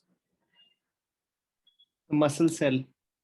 A muscle cell, exactly. A muscle cell is known as the muscle fibers, right? And this muscle fiber contains these sarcomeres, multiple sarcomeres, cytoplasm, all these organelles. Okay, so this constitutes of the muscle fiber. You have two type of muscle fibers or the muscle cells: the type 1 fiber and the type 2 fibers. Okay, the type 1 fibers are the slow contracting fibers, and the type 2 fibers are faster contracting fibers. Whenever you need the endurance, that means a very prolonged contraction, like say the running, or to maintain the posture, you need the type 1 fibers. Whenever you need the acute contraction, like the weight lifting for say, like gym, okay, in that case you need the more of type 2 fibers. So type 1 fibers are used for the endurance, and type 2 fibers are used for the weightlifting. And because you guys know, in order for the muscle cell to contract for a prolonged duration of time, they require the oxidative phosphorylation, right? Yeah. So that's why the predominant metabolism in case of type 1 fibers is the oxidative phosphorylation, so that a sustained contraction can happen, right? While in case of a type 2 muscle fibers, it would be the anaerobic glycolysis. Is that okay? Yeah. These muscle fibers are type 1, they will appear red because of presence of more myoglobin and the mitochondria, right? And the type 2 fibers, they appear white because of low myoglobin and low mitochondria. Okay. The type of training is the endurance. Okay. And the type of training in type 2 is the weightlifting. Okay. Or the resistance training. Okay. These muscles are not fatigable. Type 1. Type 2 muscles are, what these muscles are very much easily fatigable. Okay. So, yeah, that would be all about this type 1 and the type 2 fibers. Any doubt? What's that which you have written about fat and glycogen? See, these muscles are very much rich in the fat. Okay, they need the oxidative phosphorylation. So these muscles are very much rich in the fat, while the type 2 muscles, they are rich in the glycogen. Okay, because the fat will be converted into the glucose. Okay, and the glucose will be used by the cell again, right? And again, the ketones similarly, right? Yeah, So yeah. they have a very increased fat content, and the type 2 have the increase in the glycogen content. The glycogen will be converted into glucose. Okay, and then the glucose will be converted into the anaerobic glycolysis, right? Yeah, yeah. Okay. So, and yeah, and does anyone tell me, can these muscle cells undergo the hyperplasia ever? No. So whenever you do either the weightlifting or you do the endurance training, please note that the phenotypic character changes with the, although the phenotypic characters of these cells will change, okay, the number of the muscle fibers will always remain same. Even after the endurance training or the weightlifting, okay, you have a grown in the muscle mass, right? But this growth in the muscle mass is all due to the hypertrophy, not due to the hyperplasia. So the number of muscle fibers, they always remain same, but the size of these muscle fibers are increased because of the hypertrophy. Is that okay? Step 1 will try to trick you into this. They will ask you, they will give you some options like the muscle fibers are increasing or decreasing after this endurance training, right? Or the size is increasing. So it will be the size, okay, not the number. Number will always remain same because they cannot divide, right? Yeah. So please remember this fact. Any doubt? No, thank you. Okay, then you have the contractions of the smooth muscle. Although we have discussed that already in the CVS section. Okay, first you have the this influx of the calcium. The calcium will bind to the calmodulin, forming a calcium calmodulin complex, and it will activate the myosin light chain kinase. Whenever this light chain kinase is activated, it will cause a phosphorylation of the myosin. Okay, and it will cause the uh, this contraction, right? And then you have the phosphatase enzyme, which will remove the phosphate from the myosin and the actin complex, and as a result, the relaxation will occur. The nitric oxide will cause that, the activation of MLCP. Okay, and then the other agents like the cyclic AMP inhibits this myosin light chain kinase, so they can cause a relaxation again.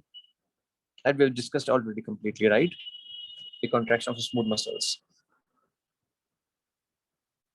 Yeah. Yeah, yeah. Okay, so any agent which increases the calcium levels in the cell, they will cause a contraction.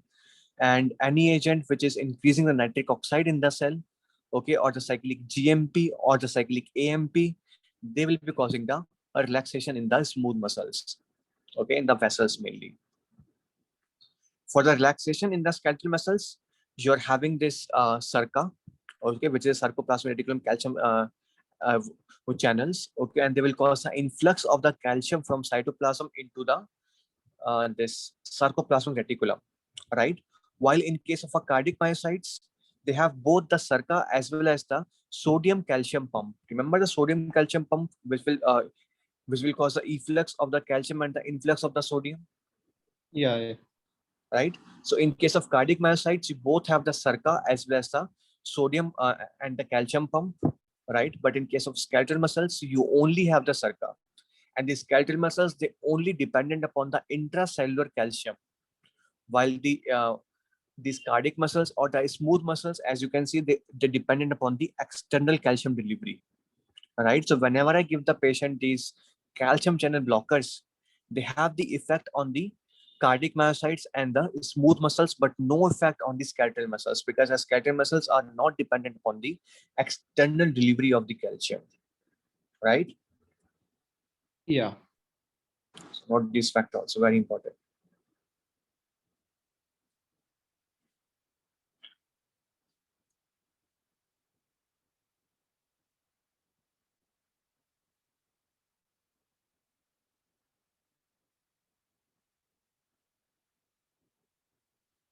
Okay, now comes the muscle proprioceptions, right? And yeah, so how does the sensory receptors on the muscle relay information about the muscle dynamics? Okay, in what positions your muscle are, at what angle is between the two muscles and between the joints, right? How this information is being transferred to the CNS. Okay, this is a muscle proprioceptions, right? And so you have two type of receptors in the muscles.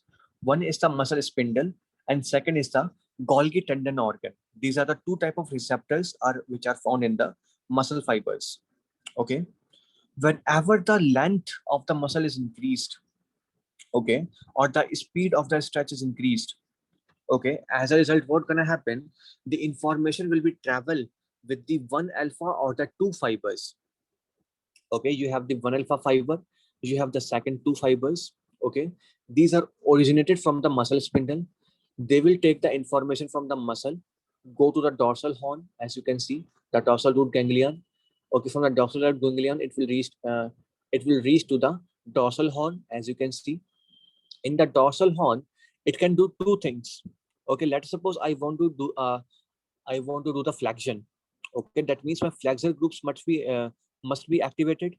Okay, and my extensor groups must be inactivated, right, to cause a flexion. Yeah. So whenever I stimulated this part, whenever I want to do the flexion, okay, what these fibers do, they will activate the inhibitory neurons as well as the activatory neurons. You have the Rancho cells in this spinal cord. Okay, and these are the inhibitory neurons. Remember the Rancho cells from the microbiology? The tetanus? Yeah. Right. The tetanus inhibit these cells, right? So that the powerful contraction can happen that can lead to the spasms, right? So these interneurons or the Rancho cells, they releases the inhibitory neurons that causes the inhibition of the antagonist muscle group, which means in this case, the extensor muscle groups, because I want to do the flexion. While a direct synapse happen between the motor neurons and these types and these proprioception fibers, and as a result, they will activate the flexor groups. Okay, so flexor groups are activated and the extensor group is inactivated because of the Rancho cells, right? And that's how a muscle contraction happens. Is that okay? Yeah, but what's the role of muscle spindle in this? Like, how can the muscle itself send signals? I have a weight in my hand. That means I want to contract, right? Yeah. So these stretch, whenever I have a weight in my hand, what's going to happen? The length of my fibers will increase because of the stretch. Yeah. Okay, and whenever this length is increased, okay, these muscles, these spindles will get activated and they will tell to cause the contraction. Okay, Yeah, I got it now. so Thank you. it's about the reflex. Yeah, yeah. Remember the reflex pathway, this is a reflex Right. pathway actually. The knee jerk or the Achilles tendon reflexes.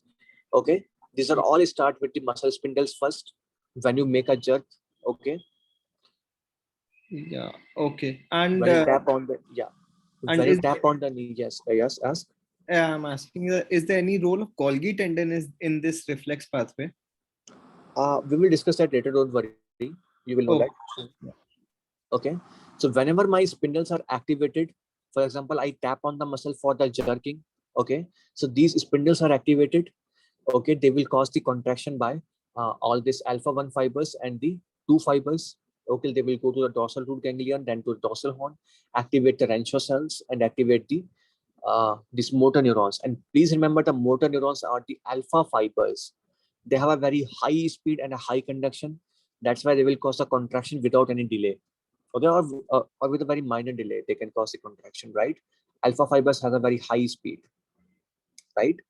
So for every reflex that you know in the muscles, it is all because of these muscle spindles. Okay.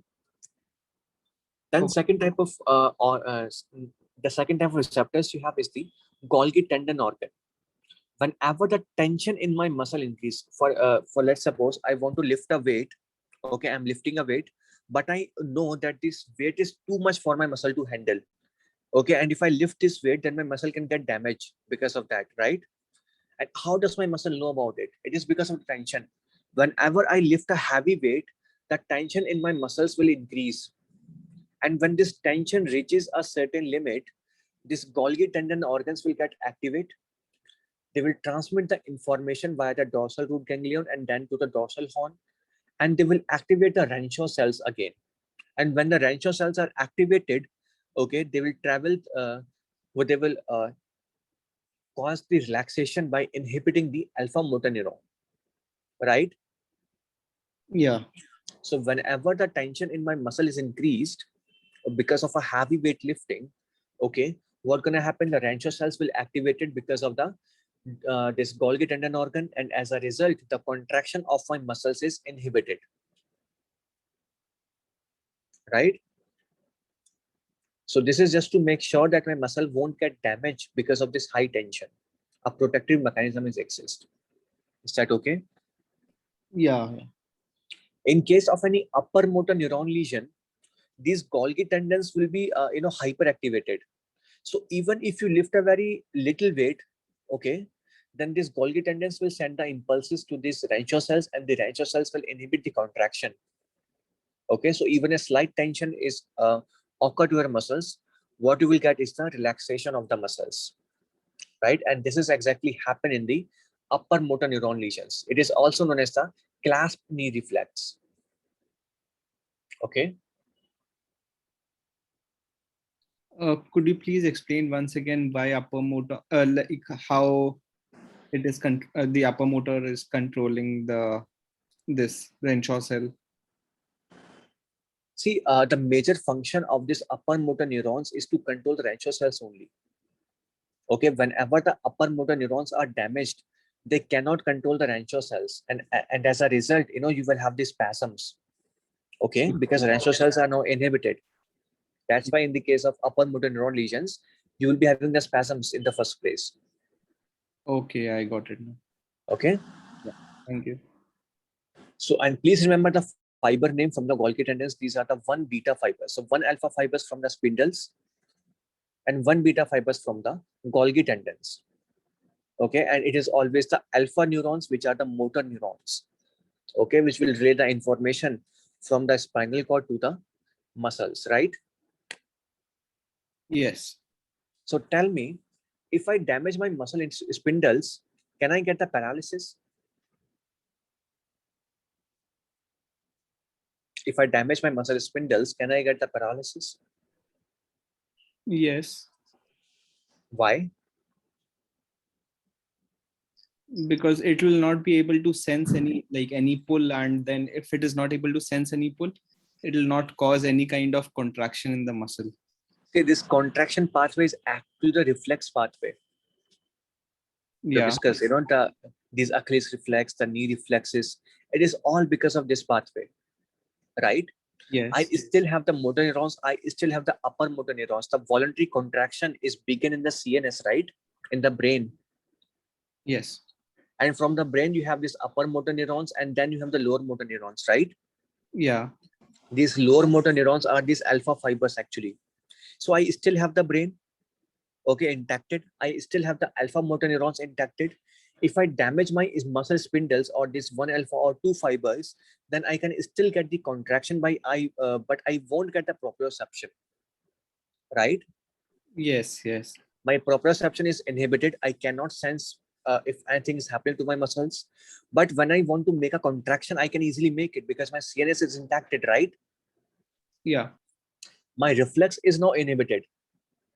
Right. If I want to make a reflex, if I want to make a knee reflex or the jerk reflex, any Achilles tendon reflex, then this reflex is inhibited because these fibers are required to cause a reflex. So whenever I have a damage of these muscle spindles, I can have a loss of reflex, but a normal contraction is there. Similarly, if this dorsal root ganglion is inhibited or destroyed, can I get the paralysis again? No. No, I won't. And that's why you will study that later again in the neurology section. If I damage my these dorsal columns, okay, or the dorsal root ganglion, I just lost my proprioception or the sensory input. But my muscle contraction is still remain normal, and my deep tendon reflexes, they are inhibited. If you can refer that to the this whatever in the syphilis, the tabes dorsalis, remember? Yeah. Yeah. In syphilis, in the tabes dorsalis, you will be having a damage to the columns and the dorsal root ganglion. Okay, you will be having an areflexia, but the muscle contraction was absolutely normal. Okay, Yeah. but if the motor neurons are damaged, upper motor neuron or the lower motor neuron, in that case, you can get a paralysis. Okay, Yes. Yes. so please note the difference between these pathways. These are all just for the reflexes. Okay, if you have a more weight, you want to make a contraction, the signals for the contraction will originate in the CNS, right? Right. But how much contraction is needed, it will be decided by these fibers, these spindles. If I have more length, that means I need a more contraction. Signals are originated from the CNS, and I will get a more contraction because of these spindles, right? But if the spindles are not there, that then I cannot sense how much contraction I needed now. But the contractions is normal, absolutely. Okay, it just I cannot sense it now. Okay, Yeah. Yeah.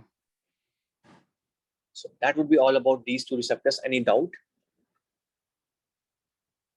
No, thank you. Okay, so we have finished with the muscles, and now we start the bone. Okay.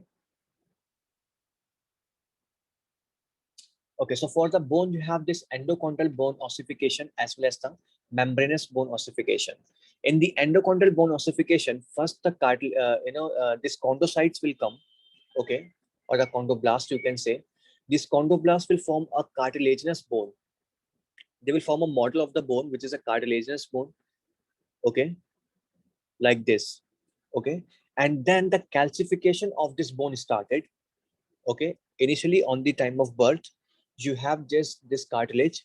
Okay, and then when the birth happened, okay, when the fetus delivered, then the calcification of this bone started. Okay, and what you will get is the calcified bone. Is that okay? Yeah. So first you will have the cartilaginous bone model, okay, and which is made by the chondrocytes, okay, and then the osteoclast cells and the osteoblast cells will come to there, and they will replace this this cartilage this cartilaginous bone with the real bone by the calcification of this bone. Is that okay? They will replace this with the woven bone, and then to the lamellar bone. Is that okay? Yes. This is known as the endochondral ossification, and this ossification generally done in the axial skeleton as well as the appendicular skeleton and the base of the skull. Okay, so axial skeleton, appendicular skeleton, and the base of the skulls. That means your hands, you know, your femur, your humerus, your tibia, fibula. All these bones are formed because of the endochondral ossification. Okay, they initially have this kind of a shape, which is a predetermined shape, and then the ossification happens. And the last part to get the ossified is basically a growth plate. Okay, because you know that the growth plate is there. Okay, so what happens at the time of growth? Okay, this cartilaginous cell, they will again form this bone model. They will again form this cartilaginous bone that will have the bone growth, and then the ossification of this bone happens. Okay, and these will become the real bone, right? And once the ossification of this part of this metaphyseal plate is happened, then the growth of the bone will be stopped. Is that okay? Yeah. So that's about the endochondral ossification. And this endochondral ossification is kind of defective in case of achondroplasia. Okay, and in that case, you won't be having any growth, any linear growth of the bone, and what you will have is a short stature. Okay, very important. Whenever a fracture happens, okay, first what you will get is the woven bone, which is kind of a very disorganized type of bone. Okay, then this disorganized type of bone is replaced with the lamellar bone. See, you need time to make the lamellar bone, but you know, once you have the fracture, you just need to form the bone somehow. Doesn't mean if it is weaker, okay, but you have to form the bone somehow. So the instant way to form a bone is the woven bone. It is disorganized, but it is a bone, right? Once the woven bone is formed and the structure is kind of stabilized, then you will replace this woven bone with the lamellar bone, okay, which is kind of very much organized and very much stronger than the woven bone, right? But it will take time to form it. So a very instant way to kind of repair the fracture is to form the woven bone first and then replace it with the lamellar bone. Is that okay? Yeah. It happens every time you get a fracture, okay, and this thing happens in the Paget's disease. In Paget's disease, you will be having a more formation of the woven bone, and it will not be replacing with the lamellar bone, kind of a defective thing. Then second type is the membranous ossification. Okay, in this type of bone formation, you do not require uh, any kind of a this bone model. Okay, no cartilage is required. Okay, suddenly at a time of birth, okay, during the fetal life, the bone formation occur randomly. Okay, and it will form the bone. Okay, there won't be any cartilage present in the sorry before the bone. Okay, there won't be any cartilages present. Okay, it's just a bone form. Okay, just like that. Okay, so it will be the membranous ossification. The bones which are formed by the membranous ossification, they include the calvarium, okay, the facial bones, and the clavicle. These bones are formed by the membranous ossification. Okay, woven form is directly formed without any cartilage, and then this woven bone will be replaced by the lamellar bone. In case of endochondral ossification, you first have the cartilaginous bone. The cartilaginous bone will be replaced by the woven bone and then by the lamellar bone. But in case of membranous ossification, no cartilage was present.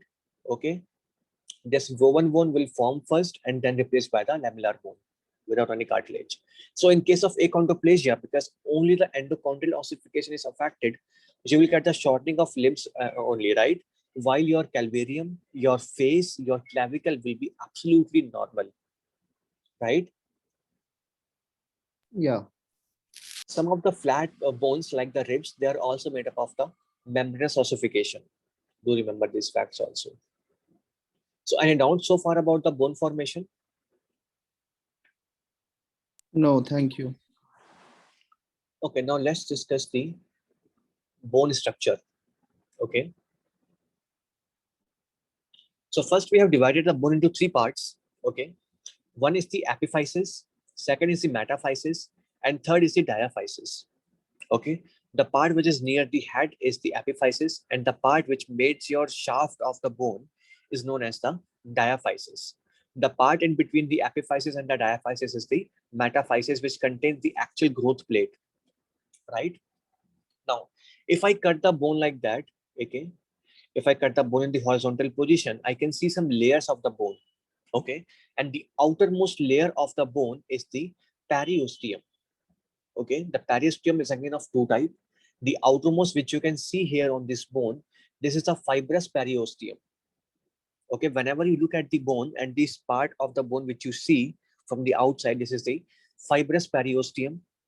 Just after the fibrous periosteum, you have this stem cell layer, okay, which is the cellular periosteum. This periosteum contains the stem cells of your bone, okay, the osteoblast cells, the osteoclast cells, and the chondroblast cells. Please turn off your mic. The password, I didn't put the password.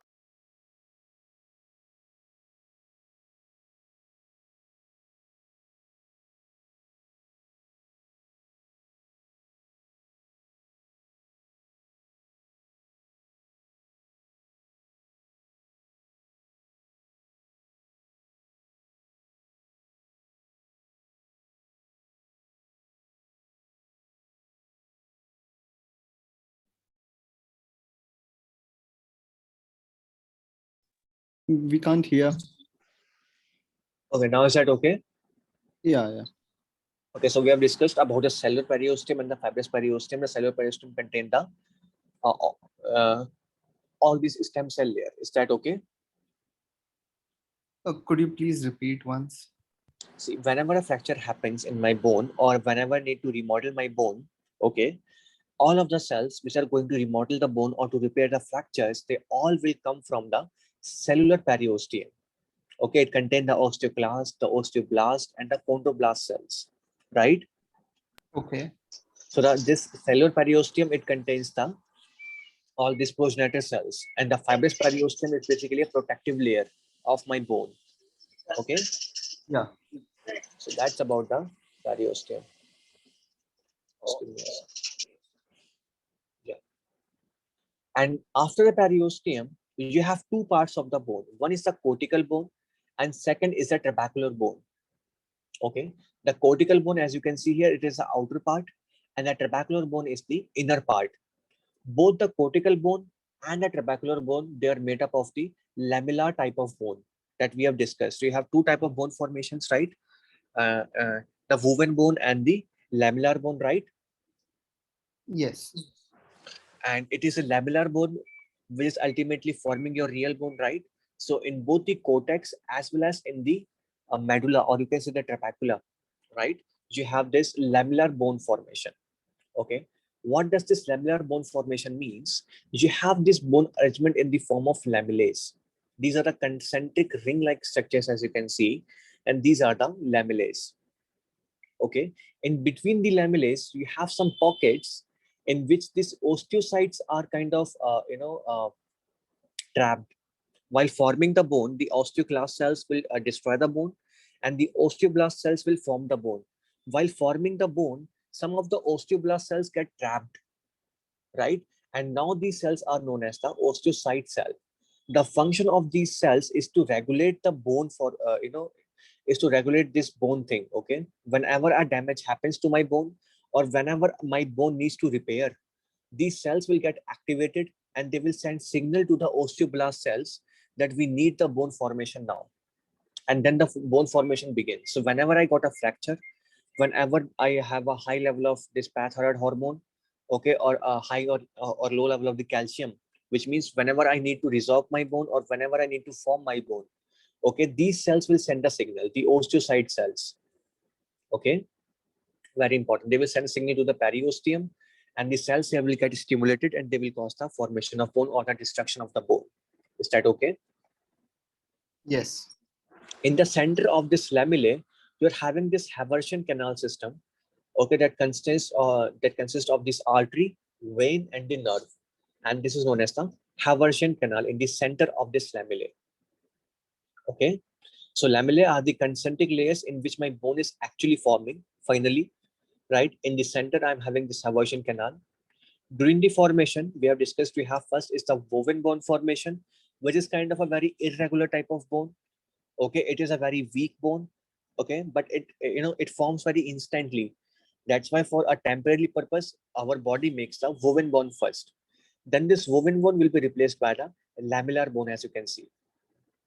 Okay, and these lamellars that consist of two parts. One is the organic part and one is the inorganic part. So I can say that my bone actually is formed of two parts. One is the organic part and second is the inorganic part. The organic part is known as the collagen and the inorganic part is known as the hydroxyapatite, which means the calcium phosphate. Calcium phosphate and some other ions also, they form the hydroxyapatite, right? Yeah. So whenever I say the ossification, that means I'm depositing the calcium phosphate over the collagen. Okay, note that fact. Whenever I say the ossification of my bone is happening, that means I'm depositing the calcium phosphate over my collagen of the bone, right? That means the hydroxyapatite is being deposited. Okay. Yes. So that's about the cortex of the bone. As you can see, all of these are in the form of osteons. You call them the osteons, right? And then comes the trabecular bone, okay, which is made up of the trabeculi. And this trabeculi has a very space in between them. Okay, as you can see, these are trabeculi. And even in the trabeculi, I can find this lamellar bone. Okay, when I cut this trabeculi, I can see the lamellar bone in them. And after the trabeculi, my bone is filled with the bone marrow. Okay, this trabeculi have some spaces, as you can see. If I zoom, you can see some spaces in between this trabeculi, right? Yeah. In between these spaces, my bone marrow can easily get filled. Okay, and that makes my bone very spongy. So whenever I say a spongy bone, okay, that means my bone is rich in these trabeculi. Okay, Yes.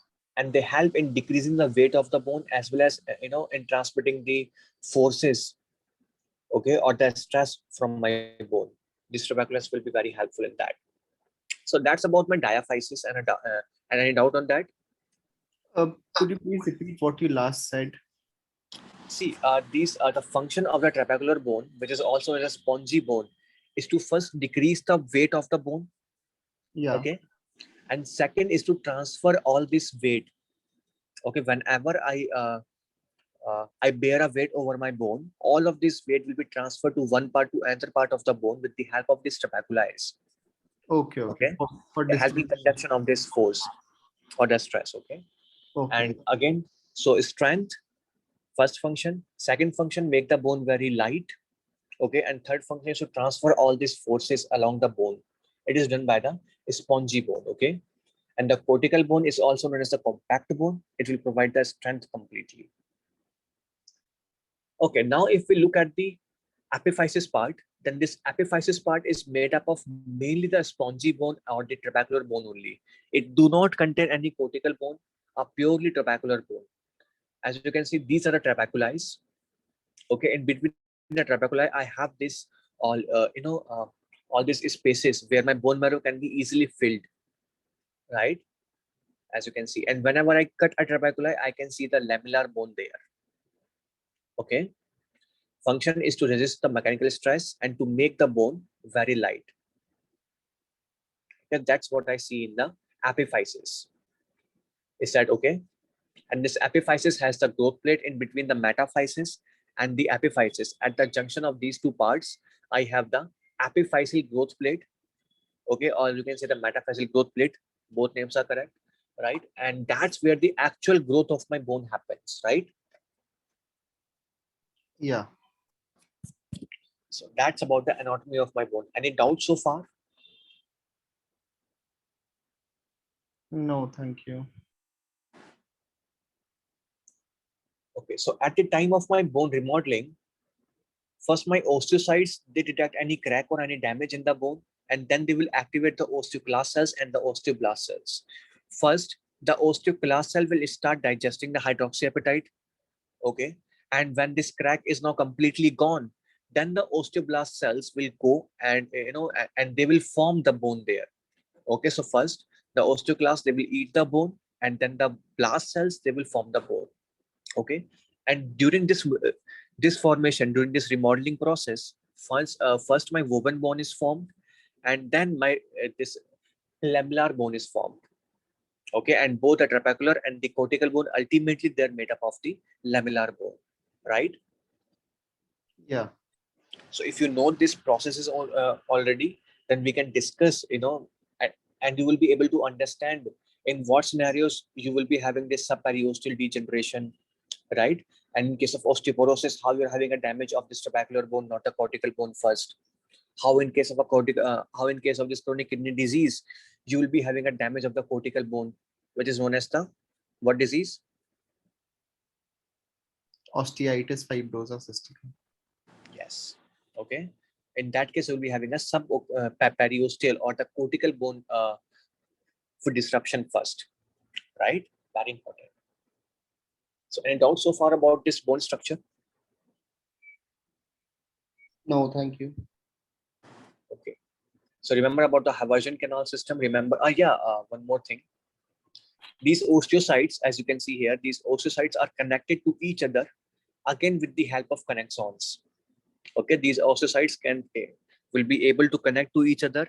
Okay, they will communicate to each other with the help of again the connexons. Okay, do remember this point also.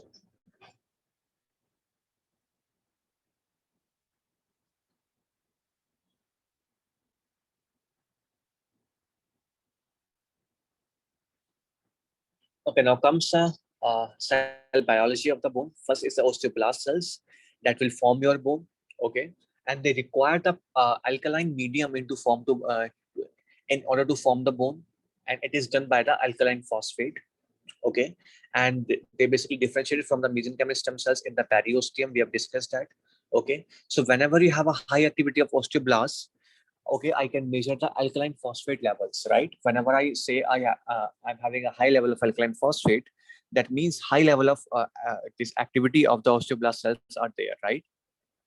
And I can also measure the propeptides of the type 1 collagen. Remember the type 1 collagen, when it is being formed, you call it the pro-collagen first. Okay, this pro-collagen will be exit from the cell. Okay, it consists of this N-terminal and the C-terminal, right? Yeah. And then this N and the C terminals will be cleaved off, and now your collagen could be activated into the real collagen, right? Yeah. So I can measure this N-terminal propeptide of the type 1 collagen in order to get an idea of how much this collagen being laid down on my bone, right? So this Yeah. is a propeptide of type 1 collagen, or you can say the N-terminal propeptide of type 1 collagen. Okay, it is released whenever I need a type 1 collagen from the cell, right? Okay, so whenever you have a high PTH level, okay, in that case, I first have the activation of osteoblast, and then I have the activation of osteoclast. Okay, at a very low level of PTH, we have discussed at a low level of, or you can say, just give me a second.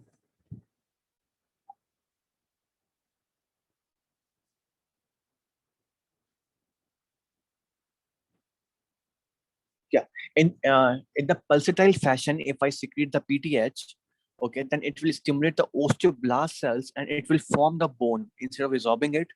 Okay, if the pulsatile secretion of the of this PTH occurs, at a very low concentration, of course, you will get the bone formation, but at a high concentration or at a continuous at the continuous release of this PTH, you will get the activation of osteoclast ultimately. So at low levels, the PTH actually help in forming the bone, and you will measure the alkaline phosphate level in order to measure the activity of this PTH. Okay. To remember this fact also, step 1 can ask you this. At the low levels, PTH will form the bone and I will measure the alkaline phosphate level to get an idea of how much bone is being formed. Then comes the osteoclast cells and they require the acidic media to do that. Okay, and the acidic medium is generated by the this carbonic anhydrase enzyme.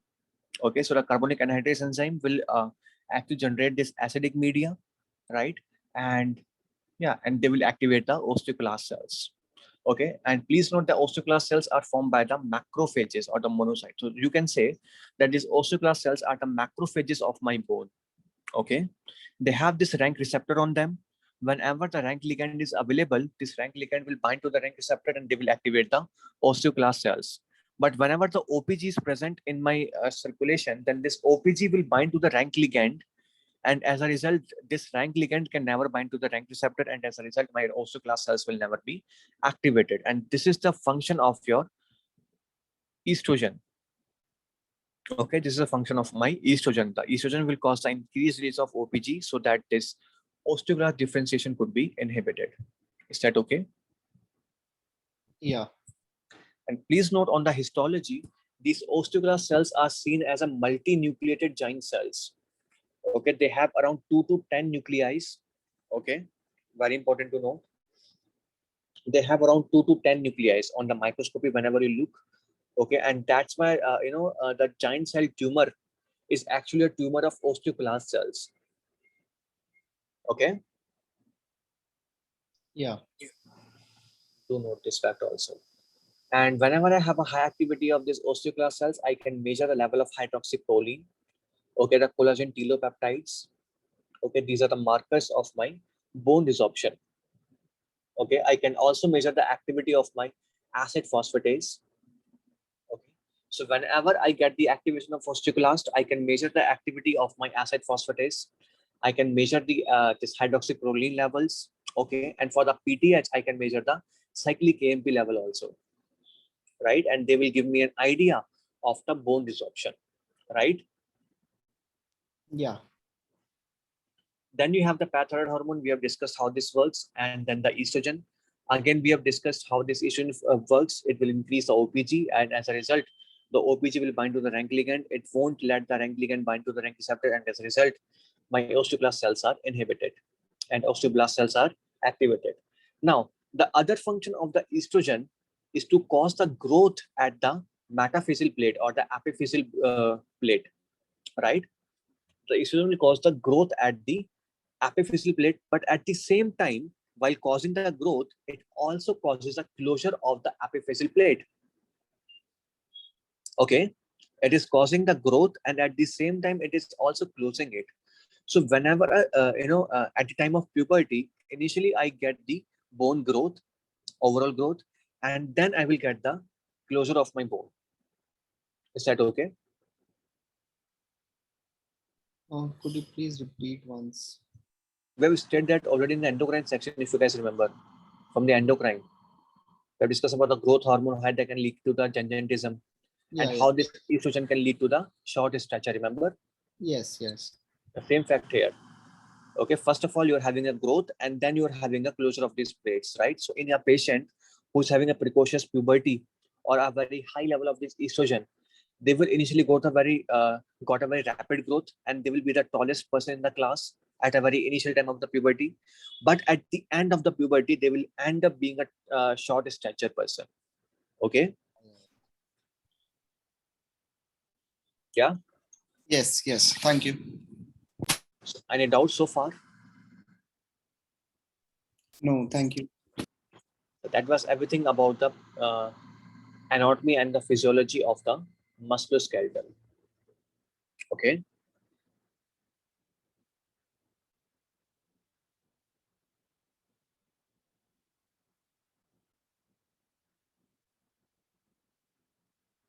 And now let's discuss the pathology. First, you have the overuse injury. Please note the extensor muscles, okay, they originate from the lateral epicondyle, okay, and the flexor muscles of your hand, they originate from the medial epicondyle, okay. So whenever you have a medial epicondyle damage, you will have a loss of flexion, and whenever you have a lateral epicondyle damage, you will have a loss of extension. Is that okay? Yeah. So in case of medial epicondylitis, you will be it is because of the repetitive flexion, and you will be having a pain in the medial epicondyle, okay, and the patient will be having a pain whenever they try to flex their hand. In case of lateral epicondylitis, you will be having an inflammation at the lateral epicondyle, and whenever patient try to extend their hands, they will have a pain in the lateral epicondyle. Is that okay? Yes. And it is because of the overuse injury. So that's about it.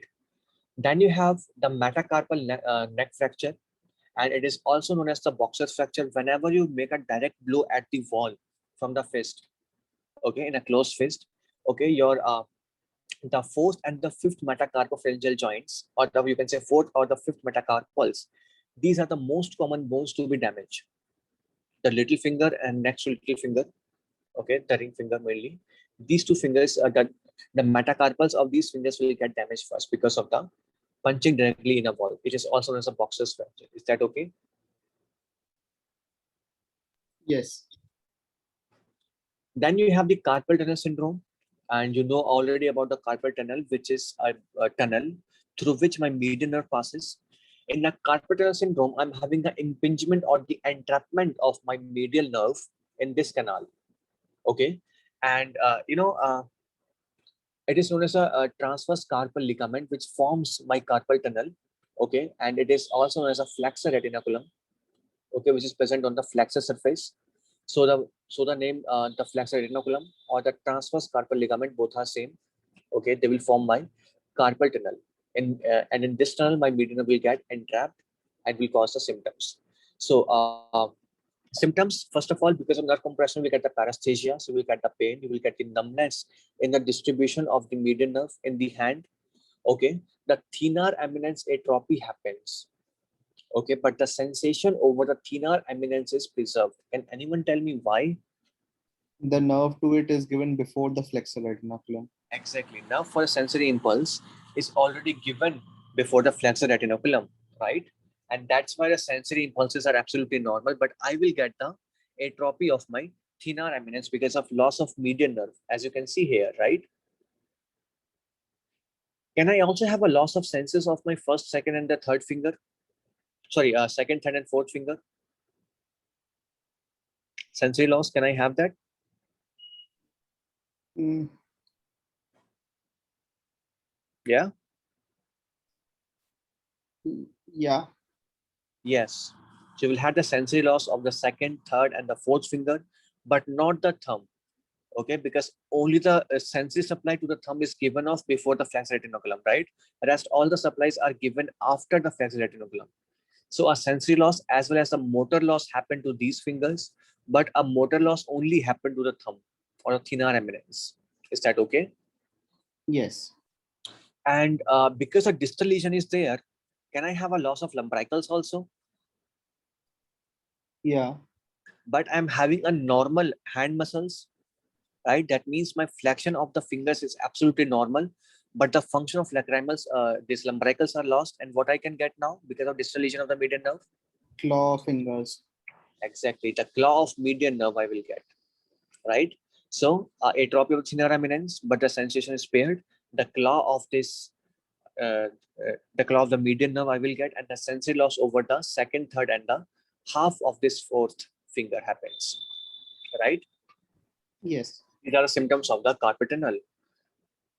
Okay, then you will get the Tinel sign, in which when you tap on this median nerve, I will get these spasms over my first, second, third, and fourth finger. Okay, and second is a Fallon maneuver, in which I will hold a paper, okay, in between my two hands. Okay, will after making a flexion at the 90-degree, as you can see in this figure also, I will make a flexion at the 90-degree, and I will hold a paper in between my hands, right? And it will cause a tingling. Okay, and that's how I know the patient is having a carpal tunnel syndrome.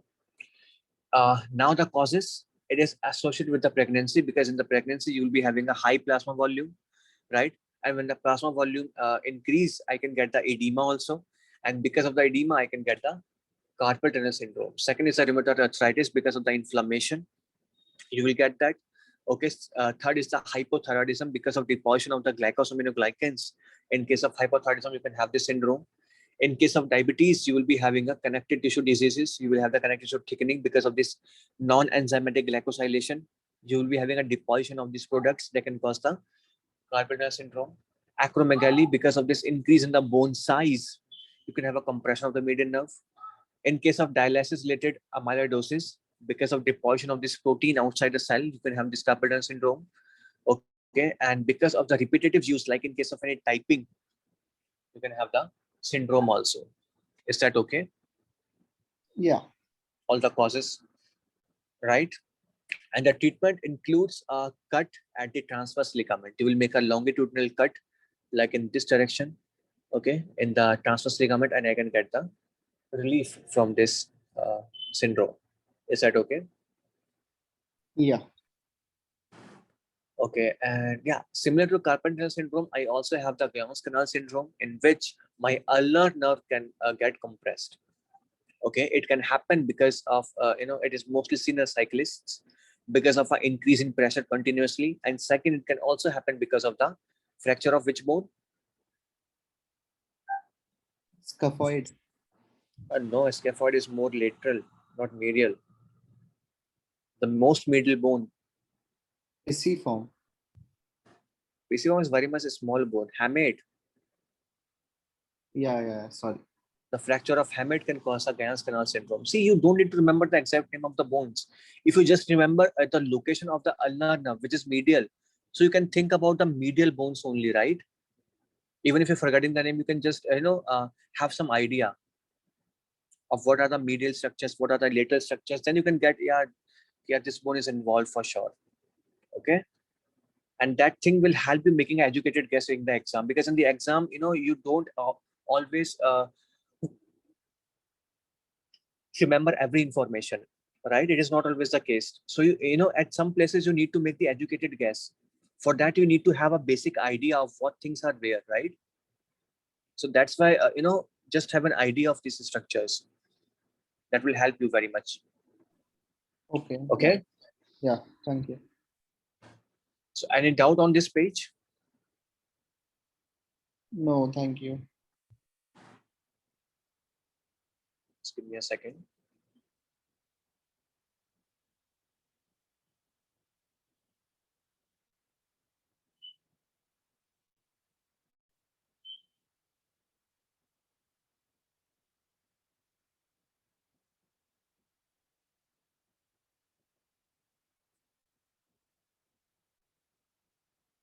Okay, now comes the cervical fracture, which is very much common in the children. Okay, and the most common location of the cervical fracture is the uh, 2/3 and the 1/3 location. Okay, 2/3 location from the medial and 1/3 from the location. Oh, sorry, 1/3 from the lateral. This is the most common or the weakest point in the clavicle fracture. So weakest point at the junction of the medial and the lateral third, or you can say from the medial. If I draw the bone, this is my bone, right? This is the medial 1/3. Oh, sorry, medial 2/3. Okay, and this is the lateral 1/3, right? So a junction of the medial 2/3 or the lateral 1/3 is the most common location of the clavicle fracture. Or as the FA says, if I divide this bone into three parts, then the junction of the middle 1/3 and the lateral 1/3 is the most common location of the clavicular fracture, right? Yeah. Okay, so certain muscles are attached over my clavicles, like the deltoids, like the trapezius muscles, right? And like the sternocleidomastoids. Okay, so whenever the fracture happens, okay, the trapezius muscle, which is kind of more medially attached to the clavicle, and similarly the sternocleidomastoid, which is more medially attached to the clavicle. Okay, as a result, the proximal segment or the segment which is more medial, it will be kind of dislocated upwards. Okay, it will be pulled upwards and medially by the sternocleidomastoids and the trapezius. Similarly, the distal portion or the lateral portion to which my deltoids are attached. Now, because of my arm weight and because of my deltoids, this part will be pulled downwards or it will be dislocated downwards. So as a result, the proximal part will be upward and the distal part will be downward, as you can see. Okay, this is a trapezius muscle pulling my this clavicle upward, and similarly I have the sternocleidomastoid also pulling my this bone upward. I have the deltoids here pulling my bone downward, and similarly the weight of my arm is also pulling the vein this bone downward, right? And that causes the dislocation and a very improper type of fracture healing. This will make the fracture healing very much harder, and even if the fracture are healed, then it will be a very dysmorphic type of bone form, right? Yeah.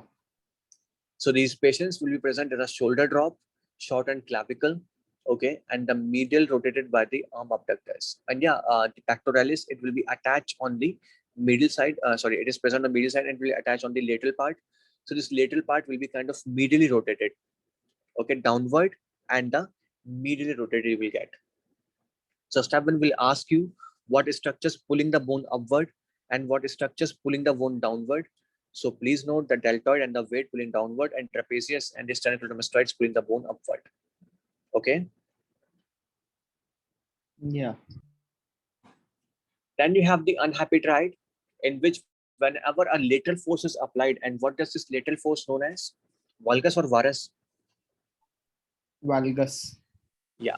Whenever I applied a lateral force, which means a lateral to medial, okay, which means a valgus force, I can have a damage of my this middle meniscus. Okay, I will be having a damage of my medial collateral ligament as well as a damage of my anterior cruciate ligament, and this is known as the unhappy triad. A damage to the anterior cruciate ligament, the middle collateral ligament, and the middle meniscus. Okay, very important. And but the FA again says a line that means the lateral meniscus involvement is much more common than the medial meniscus involvement in conjunction with the ACL and the MCL injury. Whenever in normal scenarios, if I have the ACL or the MCL injury, then most commonly I could damage my lateral meniscus. But in case of this lateral force, in case of this valgus force, when I having the unhappy triad, in that case, I'm having a damage to my MCL, ACL, and the medial meniscus. While in generally, if I'm not having this type of force impact, in that case, along with the MCL or the ACL injury, I generally have the lateral meniscus tear. Is that okay? Yeah.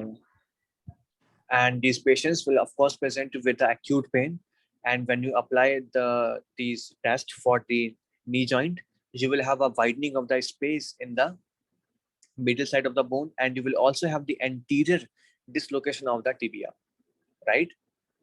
Yes. These are all the signs and symptoms of the unhappy triad. Any doubt? No, thank you.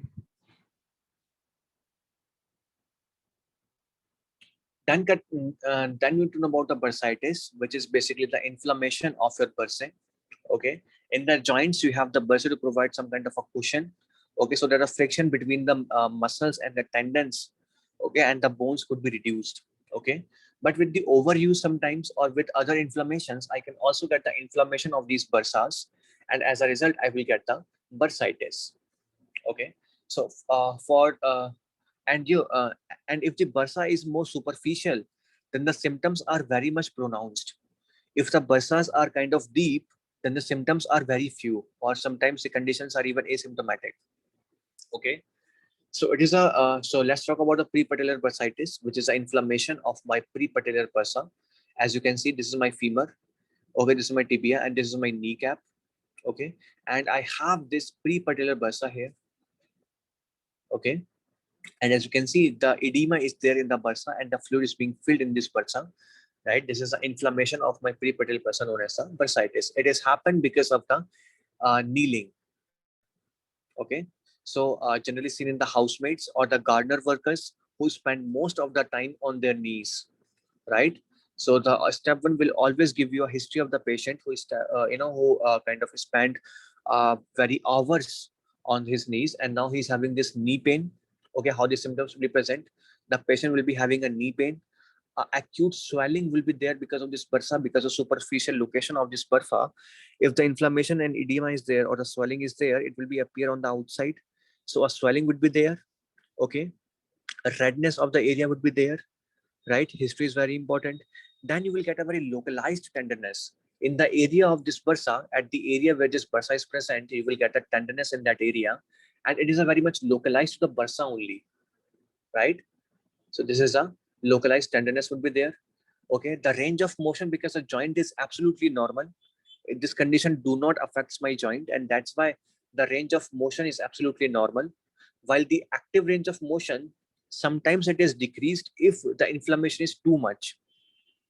Okay, if the inflammation is very much increased, which can even involving my joints, in that case my active range of motion sometimes decrease. But most of the time, both the active and the passive range of motions are absolutely normal. Okay, Yeah. then you also have the suprapatellar bursitis, which is just above the patella. I have the bursa here. Okay, this is the suprapatellar bursa. Okay, and the inflammation of this bursa can happen in the athletes because of the cordyceps overuse.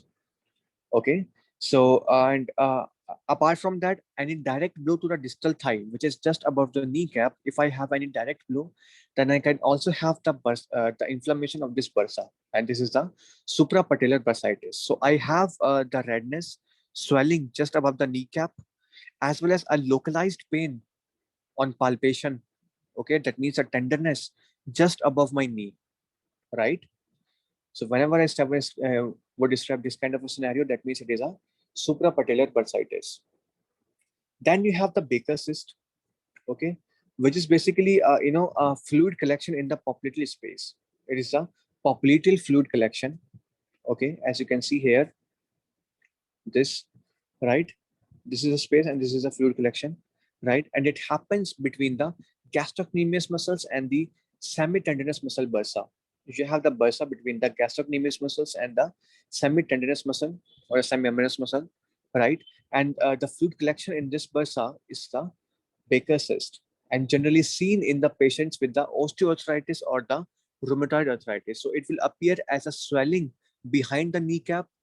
Okay, sometimes a pain could be there, but most of the time pain won't be there. Okay, mostly there would be a swelling, and sometimes a nerve can even get compressed, because the tibial nerve just run in posterior to the tibial bone. Okay, and when the bursa affects there, it can even compress my tibial nerve, and it can cause the symptoms of the nerve compression, right? Yeah. So do remember about the Baker cyst, which is a collection of fluid in the bursa, okay, in the popliteal space between the semimembranous muscle and the gastrocnemius muscle.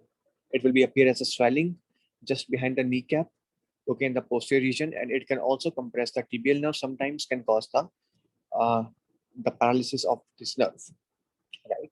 And the bursitis, they do not interfere with the joint range of motion. It will be absolutely normal because they do not interfere with the joint. They just causes a swelling. Okay, swelling would be there, acute pain would be there, along with the tenderness over the area with the localized tenderness. Okay, and the range of motion will be absolutely normal. Any doubts so far? No, thank you. Okay.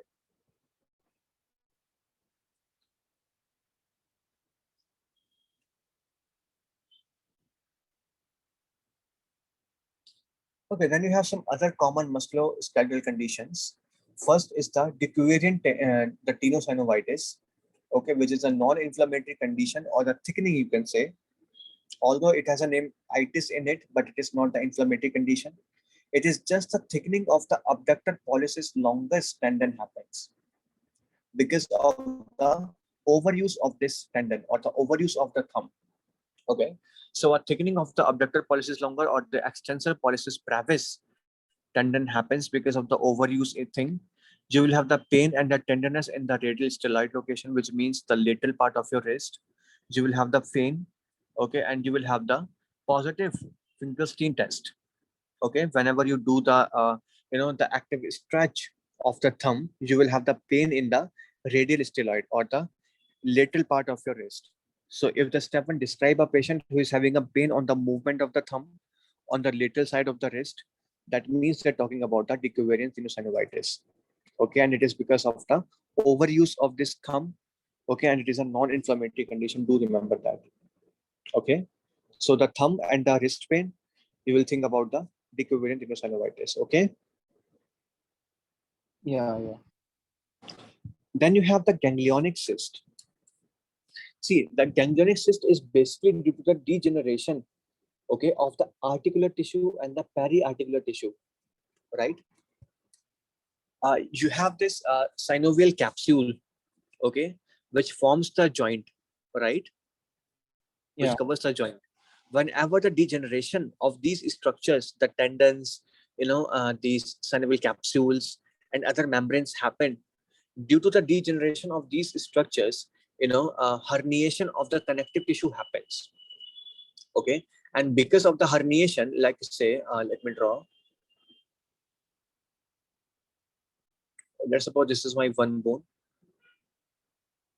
Okay, this is my second bone.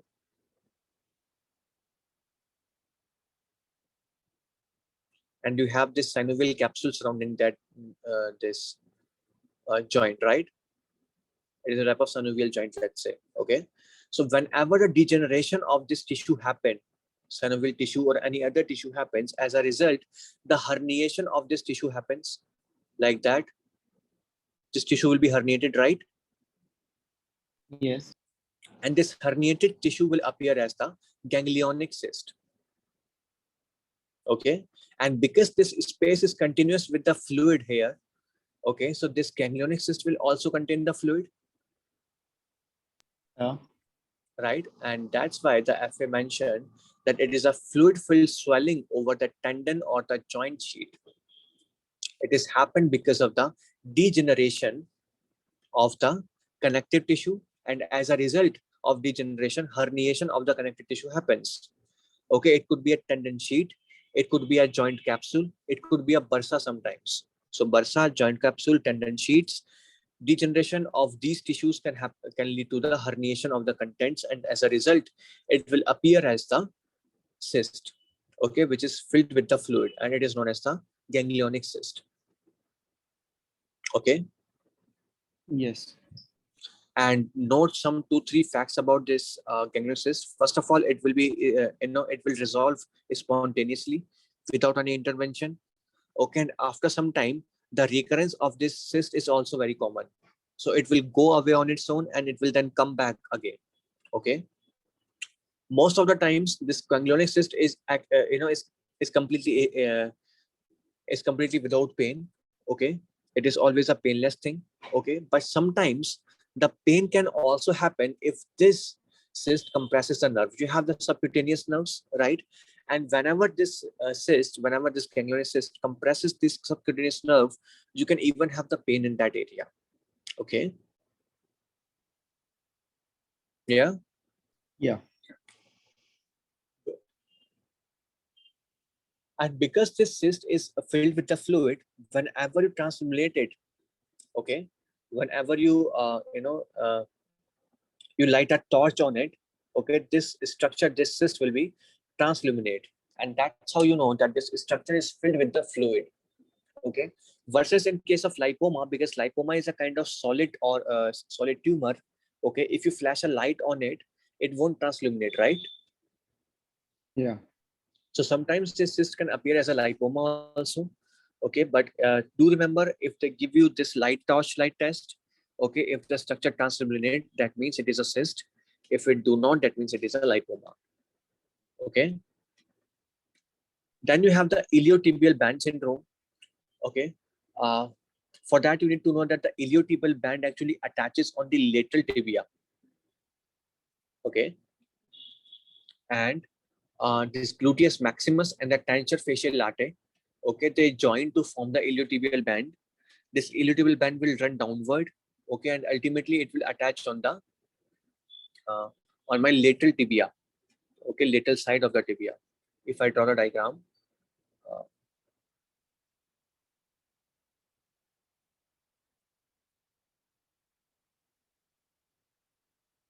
this is my tibia, right? And on the lateral side, which is this side, I'm having the fibula, right? Yeah, Yes.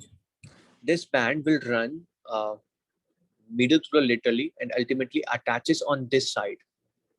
Okay, it will attach on the lateral side of my tibia. Okay, very important. Now, it is again an overuse injury, which occurs primarily in the runners because of overuse of this quadriceps muscle. This tendon, okay, this iliotibial band will run against the lateral femoral epicondyle because of the overuse. Okay, this iliotibial band will run against the lateral epicondyle of the femur, and as a result, I will get the inflammation of this band and I will get the iliotibial band syndrome. I will get a pain at the lateral side of my knee. I will get the pain with the running, with the walking, right on the middle side of my knee, and it is all because of the friction or rubbing of this tendon or this band against my lateral epicondyle of the femur. Is that okay? Yes. Then you have the limb compartment syndrome. Okay, and for the limb compartment, first you need to know what compartments exist in our leg. Okay, so you have the anterior compartment, you have the posterior compartment, and you have the lateral compartment. Let me open the file. Just give me a second.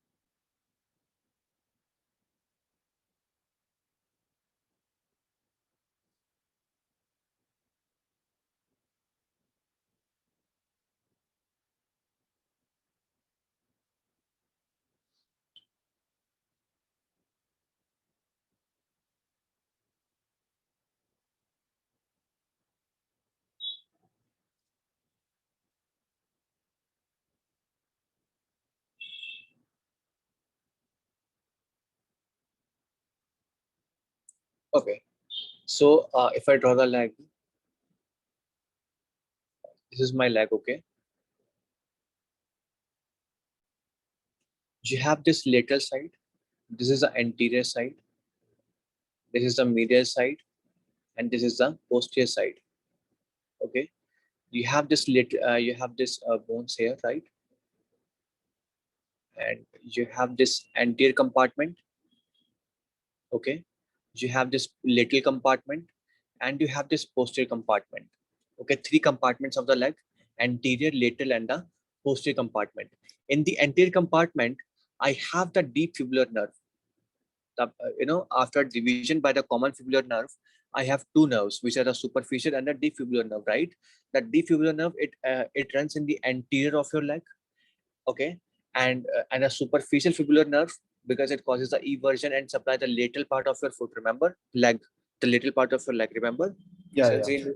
so it runs in the lateral compartment of your leg. Okay, the superficial fibular nerve, it runs in the lateral compartment, and the deep fibular nerve, it runs in the anterior compartment. Along with the deep fibular nerve, you also have the anterior division of the tibial artery and vein. Okay, you have the tibial artery, which is divided into two divisions. One is the anterior division and second is the posterior division.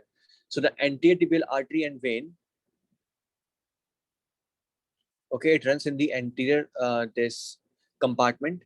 Okay, and the posterior tibial artery and vein, it runs in the posterior compartment. Similarly, you also have the tibial nerve, which runs in the posterior compartment, right? And you also have the fibular artery and fibular vein, which runs in the posterior compartment.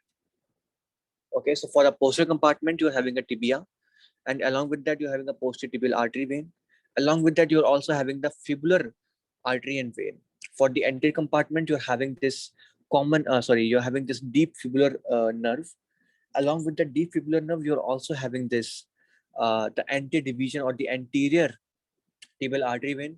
In the lateral part, in the lateral compartment, I'm having this only the superficial fibular nerve. Is that okay? Yeah. These are the contents of the compartments. Now, whenever the pressure is increased in any of the compartment, now due to the increase in the pressure, I can get the compression of artery veins. I can get the impingement of the nerve also, right? Could you please repeat once? Whenever I get an increase in pressure in these compartments, I can get the compression of my nerve and the compression of artery or the vein in that area. Yeah. Okay, and that produces all the symptoms of the compartment syndrome. So the increase in pressure, it could be due to the disruption of the venous outflow, or the arteriolar collapse happens that can lead to the anoxia and the necrosis. Okay, it can happen after the long fractures of the bone.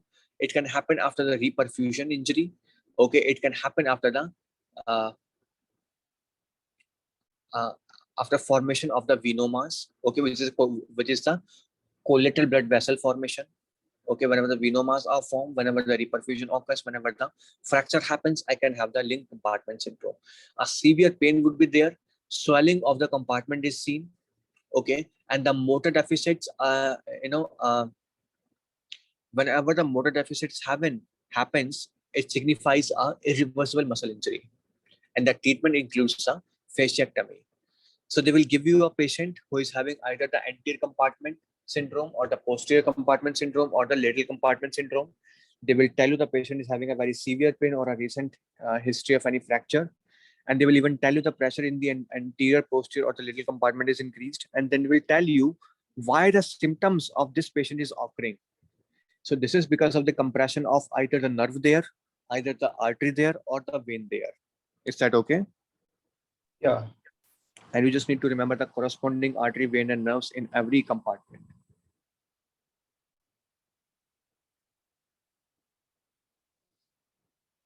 Then you have this medial tibial stress syndrome. Okay, it generally seen in the runners, in the athletes. Okay, those who play soccer, those who run. Okay, in that case, they will be having a very lower leg pain. Okay, they will be having a lower leg pain. Okay, and also you can say this as a shin pain. Okay, it is also known as shin splints. Okay, it will be a tenderness and the shin pain. Okay, and yeah, it is caused by the bone resorption and the outspaces bone formation in the tibial cortex. Okay, so basically whenever the bone formation is less than the bone resorption, in this case, in case of medial tibial stress syndrome, you will be having a bone resorption more than the bone formation. So ultimately a bone resorption is there. So whenever patient try to run or try to walk after this thing, they will have a pain in the lower tibia or the shin region, right? And this is known as the medial tibial stress syndrome. Okay. Yes. Then come the plantar fasciitis. Okay. And it is basically inflammation of the plantar aponeurosis, nothing much. Fasciitis, you guys already know, you will be having an inflammation, you will be having a pain. Okay. Swelling would be there. And you can also have the sepsis sometimes, right? Fasciitis. So any doubt up to this part? No, thank you. Okay, so we will take a short break again and then start the childhood musculoskeletal conditions. Okay. Okay.